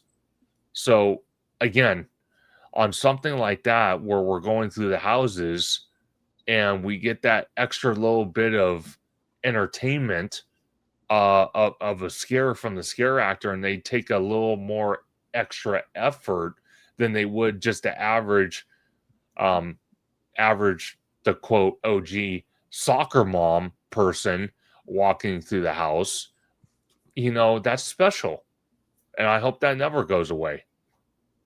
Mm-hmm. Yeah, definitely. Now, I do want to mention one other thing Sure. that was not really a bad thing. It was more of an annoyance, because this is the second time this has happened to me at HHN for both years, last year and this year. When it comes to the Terror Tram, where they drop you off, where you see Megan in the center and she's doing her little dance and everything, I really wish that they would wait until everybody gets off the tram before they do the little thing where she like stops dancing and she looks up and she pulls out the dagger or the meat cleaver or whatever, and then they all come up, because I'm still getting off of the tram and they're already moving, interacting with the guests. I really wish that they would wait for the group of people that's on the tram Wait till everybody is off the tram and then start getting into the. I like where you're going with that, George. I kind of had the same thought multiple times when I've done it. I just noticed, some people cross the line and just keep walking, so they have to initiate the show. Because if you don't stop as a goer, then you're not getting the show, and then you're moving on to the next thing, and kind of messing up the flow of everything. So I feel like people just rush in. Either you're scared, or you're excited to film and record, or be the first there. I noticed that they kind of rush it, but they have to do it for every tram as well. So the crowd packs in there, and it's like 100 plus. I feel like they kind of just got to do what they got to do when they can. See, and I see your gripe, though. And this is the frustrating part. Now, again, I'm not saying this against any influencers or YouTubers or what have you, but when you have media people, now, again, I would change my whole tone of this if I was part of media, because like that would be awesome. But when you have media people, they get the best quality that you could ever get, because they know, hey, this is for the media. Yeah, right. We can give them top notch. So when we go and watch the media's initial video, we're like, oh, that's what we're gonna get. But then when there, it's nothing like it, and it's like, well, damn, like, what was the point of even watching it? Well, see, again, that's why I keep referencing back to that point of Orlando's policies. I hope that doesn't get implemented over here, because if it does get implemented over here, then that's all you're going to experience. You're going to see that and expect one thing and then get another. That's why it's so amazing that out here on the West Coast for Universal, for HHN, they allow everybody, not just content creators, everybody, as long as they're respectful, to film. Because then you get, instead of maybe 20 perspectives, you get almost 1,000 different perspectives.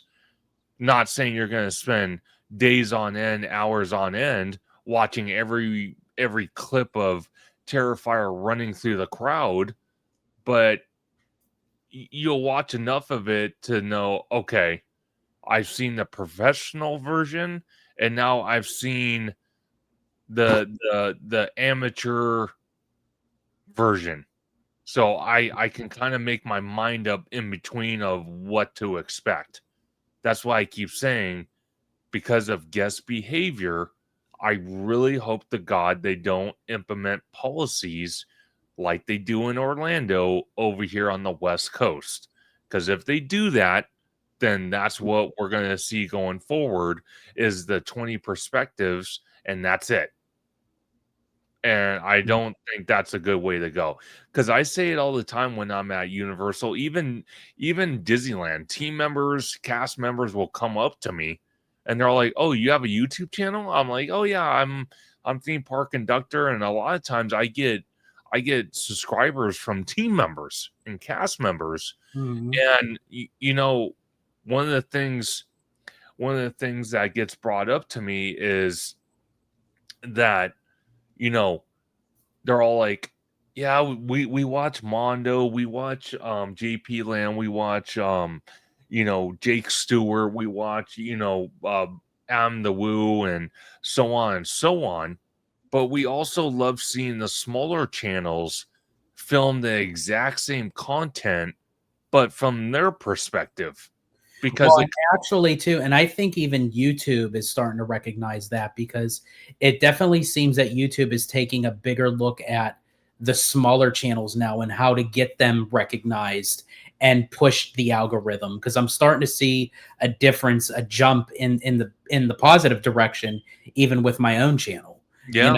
So I mean, and that's a good thing. That everybody is given a fair share chance and opportunity at getting their content out and having a voice being heard and showing, like, our opinions, our thoughts on this matter. Look what we're doing right now. We're talking about HHN and our own personal experiences.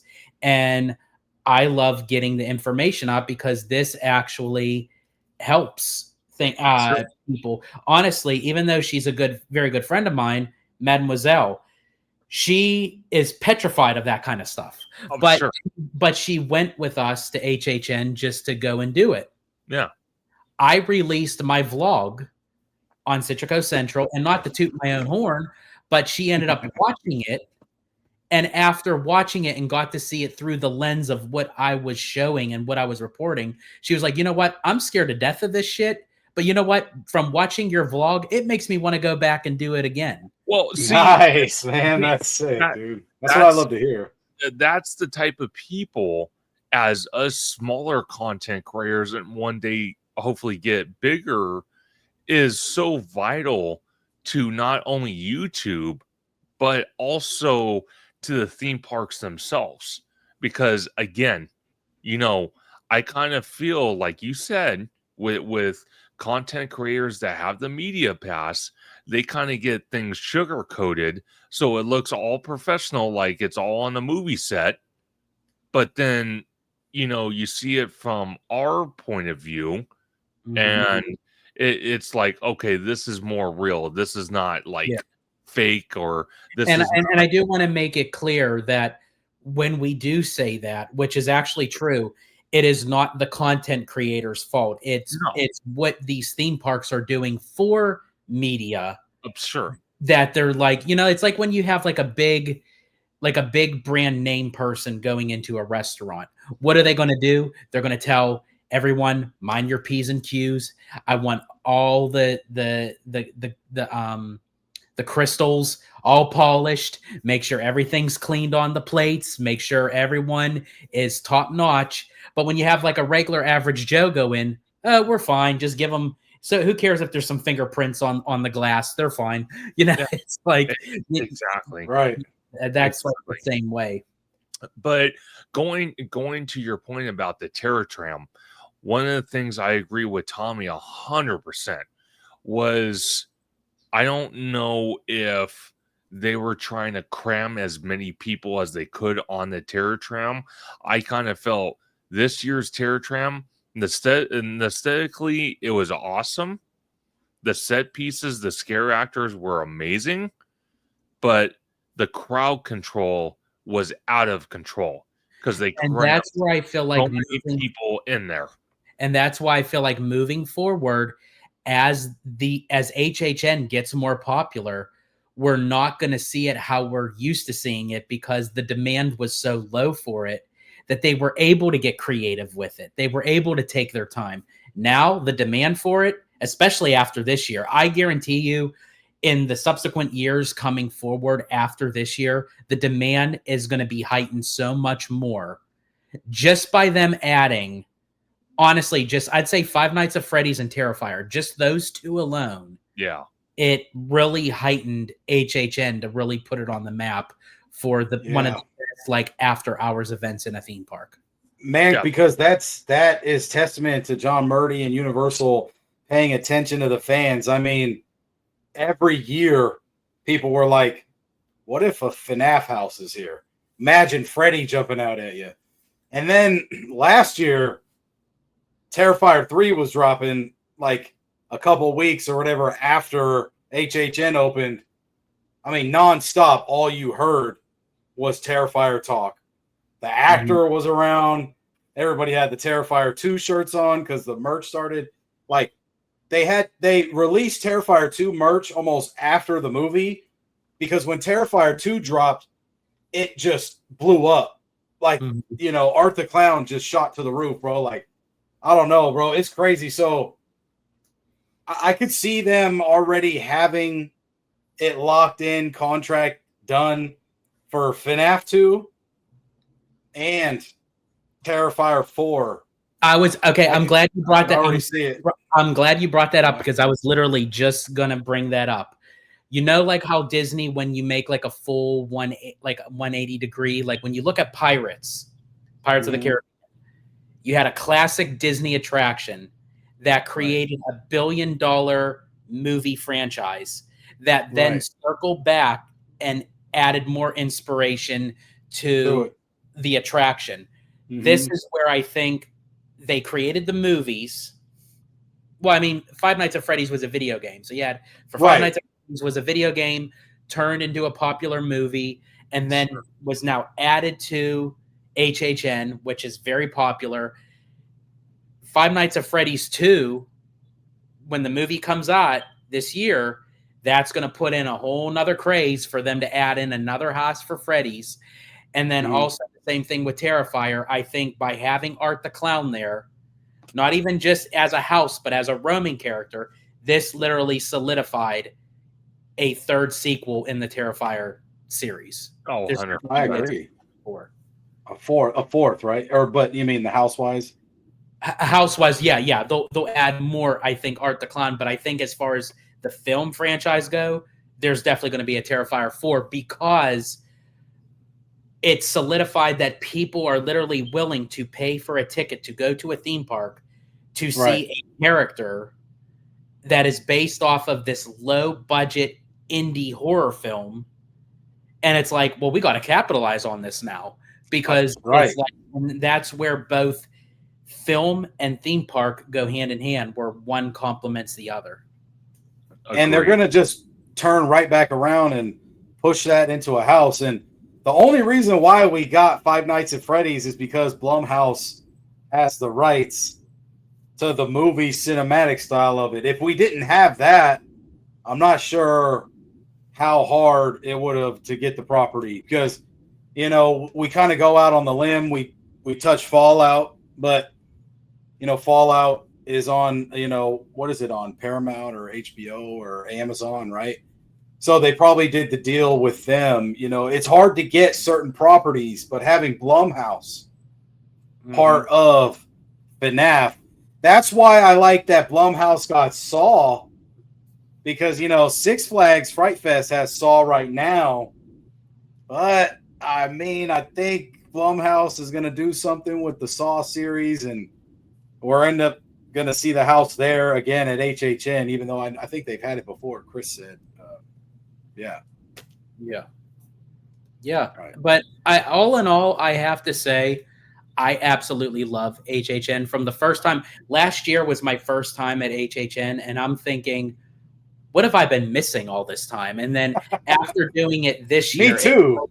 it really locked into the fact of that I really enjoy going to HHN for the Halloween season. And it all started thanks to Abby, because she was trying to, you know, she was having a thing for me, so she was trying to reel me in.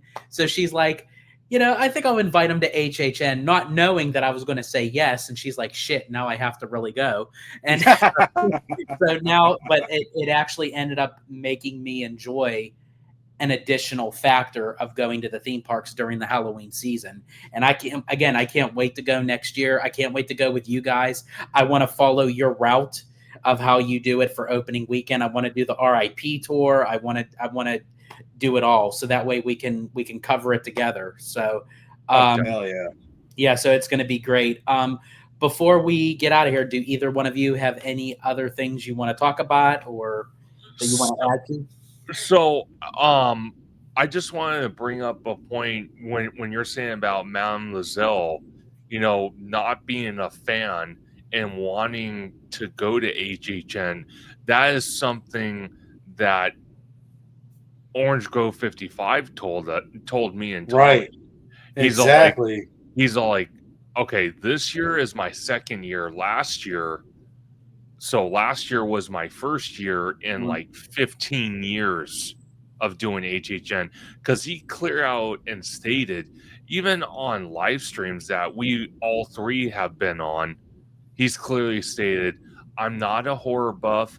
I really don't like the Halloween season to a point. I don't like watching slashers and all that, but I do have to say I have the absolute best time at Halloween Horror Nights in Hollywood ever.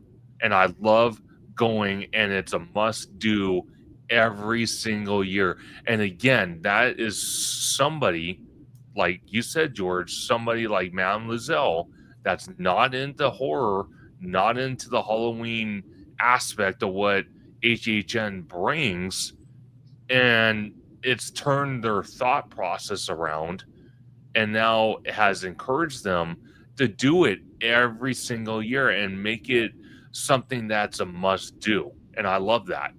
Yeah. I love that too, man. Adding to that, it's like Universal almost perfected orchestrated chaos. And this HHN is like more of a social aspect before you even get to the horror aspect. It's more a social event. You're screaming with people that you don't know because they're going through the house together, almost like it's almost like a bonding thing. OG said before. I just don't know if there'll ever be anything like this. They're trying to do it with FFN, with FanFest nights, and they're getting there. Once Universal has 2 seasons of this crazy night event, it's going to be something else, because I can't wait to see what they got stirring up for FanFest nights, and John Murdy will announce that at LA Comic-Con coming up. And I will be soon. there. And I will be there. It's actually going to have the announcement on the Saturday panel, and I will be there covering that at the LA Comic-Con. Nice, man. So John Murdy's on Saturday. I actually get confirmation with that from Theme Park Wizard, because he will be there as well. Nice. Yes, he will. That's solid. Hey, solid Saturday. I can't wait to see the footage. Yeah. And I will also say, too, that from, again, watching my my vlog and everything, so Mademoiselle will be joining us on October 26th. Hey. Again, ended up buying a ticket. So what? That's solid.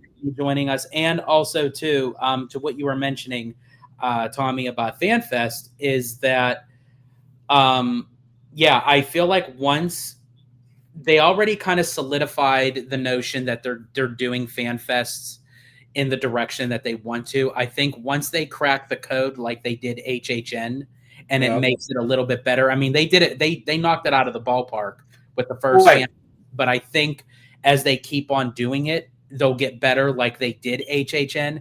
And I have to say, Disney now has competition with Universal with the after hour events, because I'm sorry, I loved FanFest nights. I love HHN. I do enjoy Oogie Boogie. I have gone every single year since it started at DCA. I will continue to go. Abby loves it. But the after hour events at Disney, like Sweethearts Night and Star Wars Night and 90s Night, I'm sorry, I don't want to spend $200 on a ticket to get my picture taken with a cardboard cutout of Scrooge McDuck and the Gummy Bears. I'm sorry. Yeah.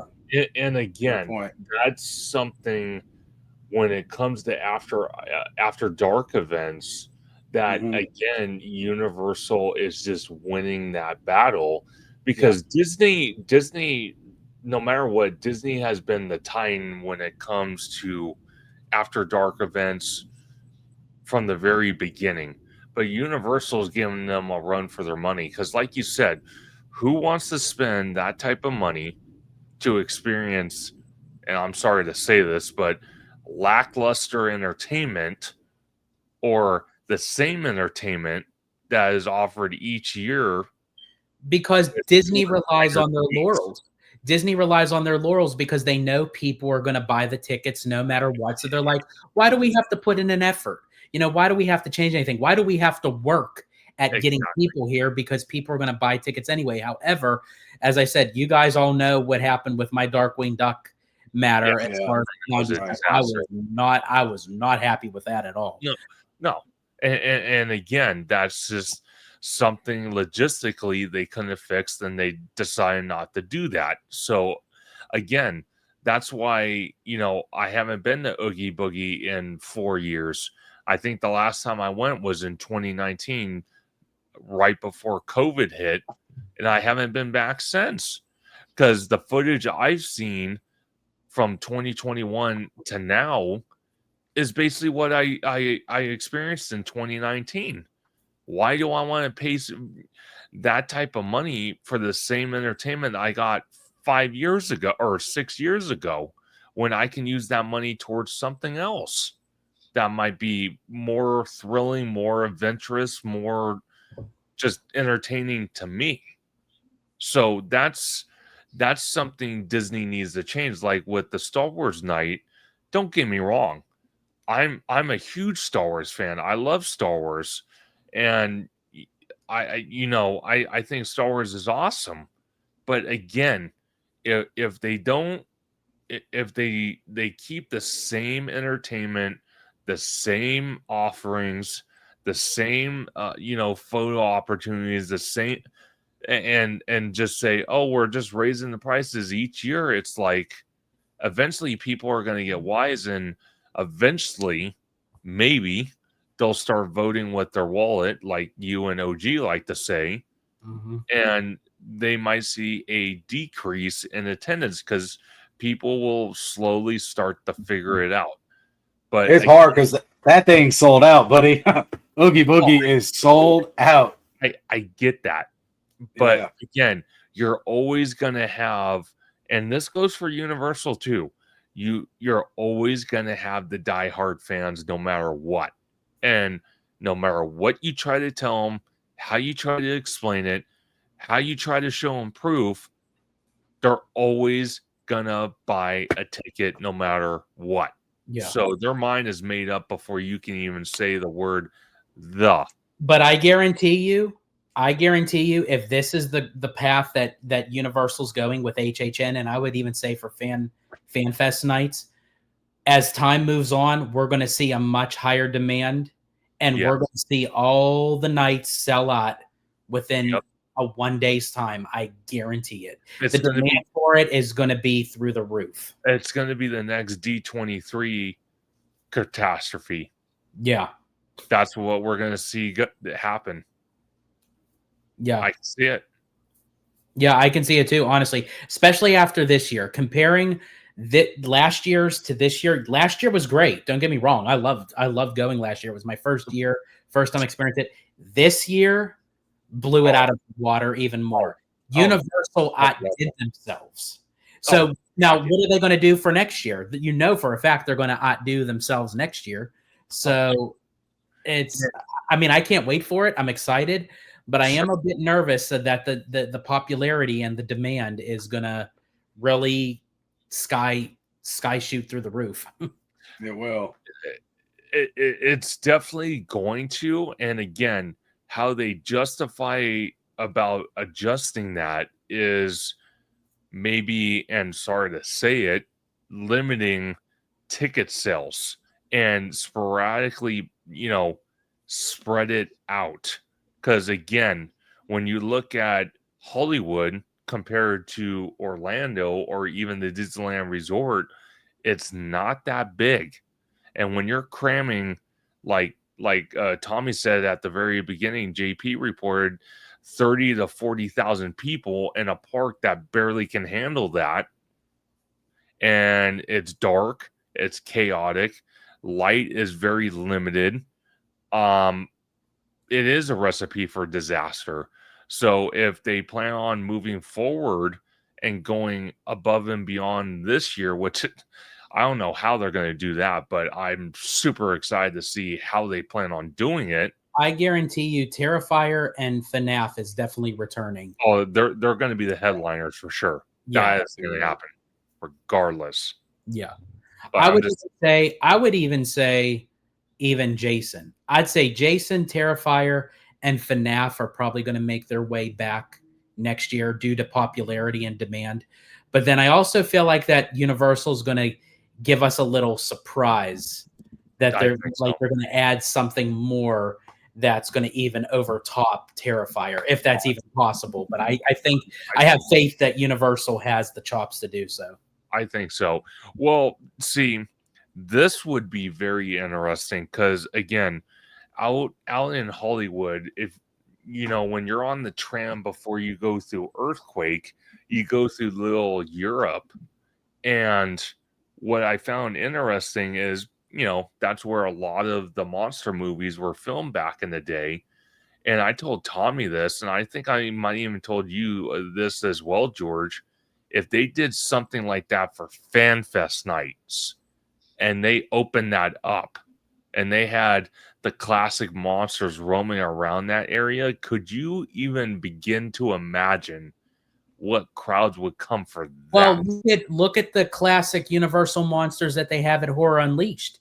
Why just subdue it just to Vegas? Because again, are people really going to travel to Vegas just to do Horror Unleashed? It's a niche market that they're kind of handicapping themselves just by keeping that there. If they were to bring that kind of house or in that of what you were describing as walk-around characters into that area, oh yeah, I mean, yeah, that's a no-brainer. oh yeah, for FanFest nights, and especially if what rumors have been true, if we do get a version of Dark Universe at Hollywood, you imagine, just for a second, imagine how much that's going to amplify HHN in general. That's going to just take it skyrocketing. Oh yeah, I mean the whole land is HHN at that point. Exactly. They don't have to do nothing to it; it's already there. Well, obviously, you have to.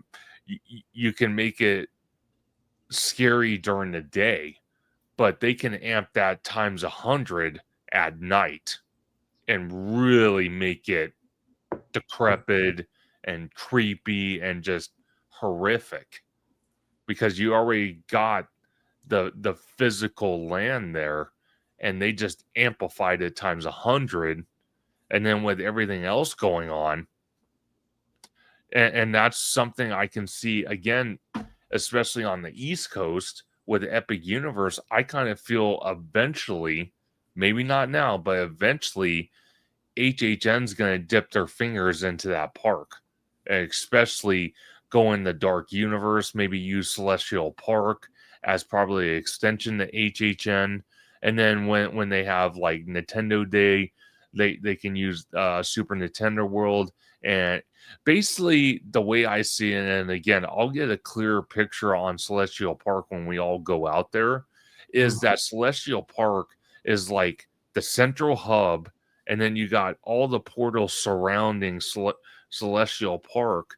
So how they built that is genius, because all those lands with all those IPs, Celestial Park can actually just be an extension of each of those lands when there's an event going on based off that IP. Mm-hmm. So it's absolutely genius how they built that. Yeah, and especially like if they want to close a specific land down, you know, it's much easier to integrate, for like a private event, that they don't have to interrupt the rest of the park operations, because the portal is basically a blockage from anyone entering or exiting at any given time. Yeah. So yeah, that design really is top-notch quality for theme parks, especially for future parks moving forward. Okay, so let me ask you this, George, because this actually just got brought up to my mind. Because when you're in Celestial Park, and again, I haven't been out there, we're going in March, is you got the hotel, you got the Helios right there, which is basically a facade for projection shows, drone shows, and stuff like that. And the mere fact, and shout out Theme Park Wizard, who says we're getting something like the Helios in the Woody Woodpecker parking lot, and then you see the 3 security hubs, which is going to enclose not only City Walk, but the theme park in general. Could we see some type of projection show / drone show being projected onto our hotel facing Universal? I think honestly that would be a great benefit, especially if Universal Hollywood is expanding to add its own resort hotel connected to the theme park. Sure. I think it would allow a lot more for people to experience for nighttime entertainment. I think it would draw people to actually book a room in the hotel itself. And it's just like an extra added feature that Universal Hollywood doesn't have right now. They don't have a nighttime like spectacular or a nighttime show or event, that goes on nightly. So I think that they could. I think it would benefit it. I hope that they do go that route, whenever the hotel is built and completed. So I would say yes. Well, okay. Yeah, we'll have to wait to see if we got clearance, because for FanFest nights they were supposed to do a Yoshi drone show or Yoshi fireworks, and they backed out of that immediately right after they dropped the info. They kind of retracted it back. That's true. That is true, but that might not have been, there could have been several factors I've seen from that. It could have been weather. It could have been, they were filming on the studio lot and something like that when it interrupted production. It could have been the surrounding neighbors that complained about it. There's a lot of factors that go into that. But one thing I can tell you is, for all the events that Hollywood offers as a small Universal park, that hotel or both hotels they're building is going to be an absolute cash cow for Hollywood. Yeah, it is. Hollywood. But I will say, though, that they do need to do something with the theme park as a whole. They do need to expand first, I feel like, the theme park. Because I feel like when you have a resort hotel, you have to have a legitimate reason why people should want to book a room in the first place. And right now, of what it's a one-day park Hollywood, what Universal Hollywood has to offer right now, it's not a full day park where it would get people to spend money to spend exactly. They have to get the theme park done first. Well, I think what's going to happen is at least one, if not both hotels are going to be built for the Olympics, because obviously the Olympics hub is going to be based on the Universal lot. Then, obviously we see Fast and Furious. Tommy saw it firsthand. They're pretty much done at this point with it. They're adding the scream shields. They're finishing the wall that is the sound barrier. They're finishing that, but the coaster's been done for at least several months. So what I think is going to wind up happening is the next project they're going to work on is The Simpsons, but in conjoint with The Simpsons, because Wizard, shout out Theme Park Wizard, the lower lot sound stages behind Transformers are already permitted at some level to be torn out, and theme park is supposed to be built in those areas. So I kind of feel by the time 2028 happens, not only are we going to have the coaster, we're going to have possibly something new in the Simpsons land.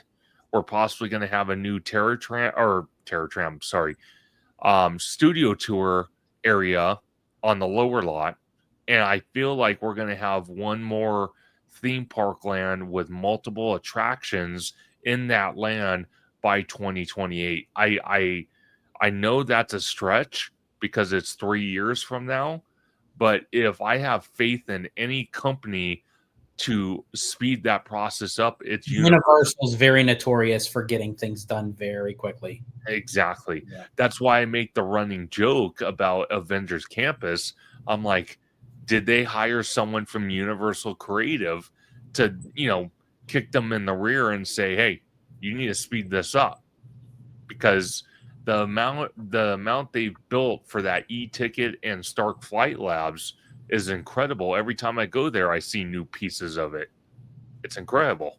Yeah. Universal reminds me of a very popular young man I went to high school with. He was like the ladies' man. They called him Slow Down Sammy. But yeah, it kind of reminds me of Universal. It's like they're just like, and what does Disney remind you of? Your ex-wife? Disney reminds me of another person that I went to school with. It was Pick It Up Hall. Oh God. Oh Lord. Oh, oh man. But yeah, no, what we talked about tonight, I'm glad we were able to talk about it. I think it needed to be talked about. I think, again, Hollywood has put themselves in a very great position for this year's HHN. There's a lot of great projects happening with Hollywood, with the coaster, to hotels coming, Simpsons getting ripped apart very soon, new studio tour relocation possibly happening, more lands coming to the park, new securities happening, new restaurants and shops are coming back to City Walk, possibly new entertainment in the near future. Nighttime entertainment will be coming back. So, Universal Hollywood in a whole is starting to make a comeback, and I cannot wait. I mean, I cannot wait for its future.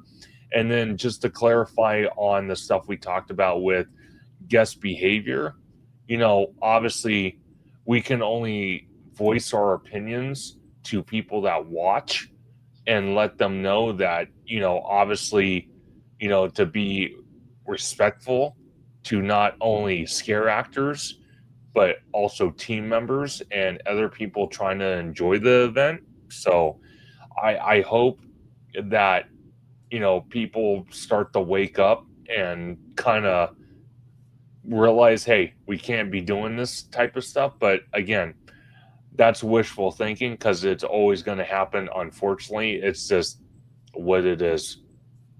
Yeah. Tommy, do you have any closing out thoughts? I think we hit it dead on. It was a fun talk for sure. I love talking Halloween Horror Nights. I actually can't wait to come back. Mm-hmm. I'll be back out there very soon, possibly twice. I'm still debating, but we'll keep that under wraps until next time. Absolutely. And yeah, I completely agree with both of you. I think we covered a lot. I think we kind of summed it up of what HHN is, where it was, where it's going, all the good stuff, the bad stuff. Again, I can't even say the ugly stuff because there really was no ugly stuff. Maybe some of the creatures that you see in the house. Right. I mean, other than that, but all in all, I absolutely loved HHN. It was 10 out of 10 for me, for sure. And I'm for sure it's just going to keep on staying as a 10 out of 10 for me in the years moving forward. But I want to thank you both for joining me today here on Citrico Central. I'm going to start with you, Mr. Tommy Tune, if you want to let everyone know where they can find you on social media. Yeah, I love coming on Citrico Central and talking that juicy news, but this time it was Universal. Yes. Man, yeah, you can find me on YouTube at Tommy Tune World. I'm trying to lock in. I'm trying to get 6,000 subscribers, hopefully before haunt season's over. So lock me in on there if you can. Also, I actually have George and Abby all over there with food reviews and stuff, so you might as well. Also, you can find me at TommyTune_ on Instagram and on TikTok. I'm trying to lock in on there. It's TommyTune_ world. Awesome. And Mr. Theme Park Conductor, thank you so much for joining us today as well. I love having you on, man. It's always a good time. Let everyone know where they can find you on social media where you spank that caboose. I spank it hard. No, just kidding. No, it's absolutely an absolute pleasure to be on Citrico Central, not only with you, George, but my partner in crime, Tommy Tune World. It was a great conversation. We covered a lot. I think people that watch this video are going to be highly informed what they're getting themselves into and what the future of the parks hold, at least on the Universal side. But like George says, I'm Theme Park Conductor. You can find me on YouTube, Instagram, Blue Sky at Theme Park Conductor. You can also find me on TikTok at Theme Park Conductor 1. You can also find me on X at Theme Conductor. And you can also find me starting this Sunday and resuming going forward is Conductor Sunday live stream at 5 p.m. Pacific Standard Time, where we talk everything from Universal, Disney, HHN, Horrors Unleashed, and the up and coming Christmas season, and a new topic since I will be joining my other co-host, Mr. Scary Dre at Not Scary Farm. We will be breaking that down as well very, very soon on the channel. So definitely stay tuned for that. Awesome. Well, again, thank you both for joining me today. It's always a great time. Everyone, comment down below all the stuff that we talked about, whether it's HHN, Horror Unleashed, Universal in general, operations, all that good jazz. The only thing that I ask is please keep it civil in the comments. This is a safe haven for everyone to have their own thoughts and opinions, but we just ask you to just please be kind, polite, and all that good stuff. Again, I'm George, the Disney Italiano. And as I always say in Disney Italiano fashion, stay safe, stay healthy, stay... wait a minute. I did it again. It's all Universal, baby.